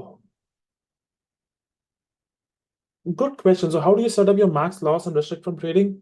I reach out to Dash Trader, and you reach out to the support desk at Dash Trader and let them know that this is my risk. For like I do it every single week. I reached out every Monday. I tell them that this is my risk for the week, and please enable the auto stop, because you're reviewing your trades over the weekend. You're trying to see how good you're performing, and then you are enabling risk for that week. Uh, uh, or that is the max risk, that's max loss you want to do. So I set up a max loss with DAS, and ask them that do not, irrespective, I call you, I message you, I text you, I email you, irrespective, do not allow me to change that risk until next week. So I have tried and tested this multiple times, and I even reach out to them. I reach out to them today that please change my risk. They did not do it. And that's exactly because this is a setup, because that risk is set up when I am in a not an emotional state, more of a practical state, and they don't change the risk until next week. And I also have an auto stop enabled, because what happens is, well, let us say you are like, I was down 6,500, right? And in that 65, when you're down 6,500, and then at that point of time, you would go, if your auto stop is not enabled, you would go, and in the past, what had happened was I know that I'm going to be stopped out on the day, right? So what I would do is I would go and risk like $2,000 or $5,000 on a single trade. And then what happens is, instead of max loss of hit of 7,000, I would end up having a 5-figure losing day. And that would not help me either. So ideally when you're down on the day, you should cut your size, then go bigger on the size. You don't want to go Hulk mode, right? And that's why I enable the auto stop as well. And the enabling of the auto stop helps with the factor that you cannot go into your brokerage account and trade either. Because if you don't enable your auto stop, you'll be able to go into your brokerage account and able to take a trade, not from DAS, but able to take the trade from Thinkorswim and then still continue trading, you know? So the auto stop enables, like auto stop stops you from that as well. So as the second it hits 7 grand, that's exactly what I'm going to lose for me, right? It can change every single week, but for now, for me, it's like 1.5 times of my average win or losing days. Sorry, average win days. So that's what my max loss is. So now I cannot do anything. Like I cannot trade from my brokerage account. I cannot trade from DAS. I cannot do anything until it resets tonight, which is I'll be able to start tomorrow. So that's the rule that I've set up for myself because I don't trust myself when I'm emotionally, emotionally impacted.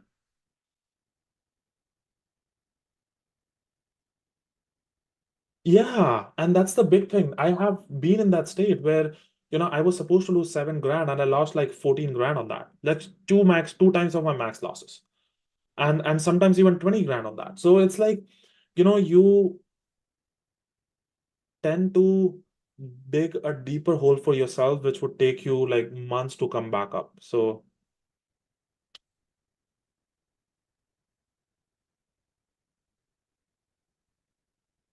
yeah, Rick.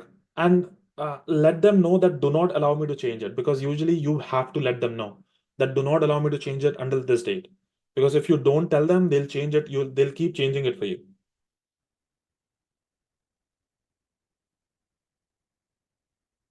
So MA trading as usual. Trade my setup, trade my thing, and I do not expect it to make it back the next day. I uh, I would whatever my if I have a good day, the idea is to put a green day on the table. It would mess up your psychology if you even though it's a small green day, that's exactly what you want to do. Be very careful, not try to make back the whole money that you lost the day before. Just try to put a green day on the table. And then the more confidence you get, then you can, size and higher.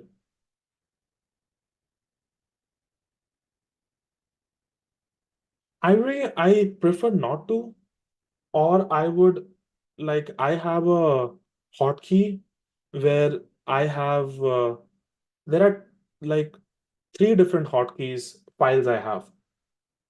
One is for travel, that is half my size.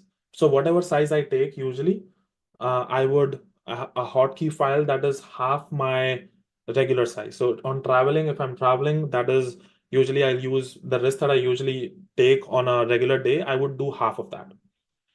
And for a sick day, it is 70% drop on that. So only I will on a sick day, I would take only 30% risk of my regular days. So I like if I feel okay to be able to trade, but I'll still cut my size to 30%. So there are 3 different hotkey files that I have. On a regular, when I'm trading like today, that's a regular day for me. I would trade with a normal size, but I usually have different hotkey files for travel and for sick days.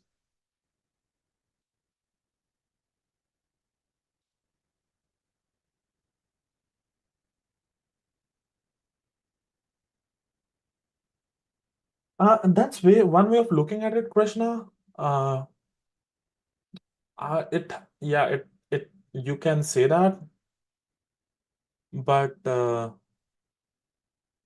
usually you also want to think that you want to see something. So I don't agree with that, to be honest. Like a third trade is a revenge trade.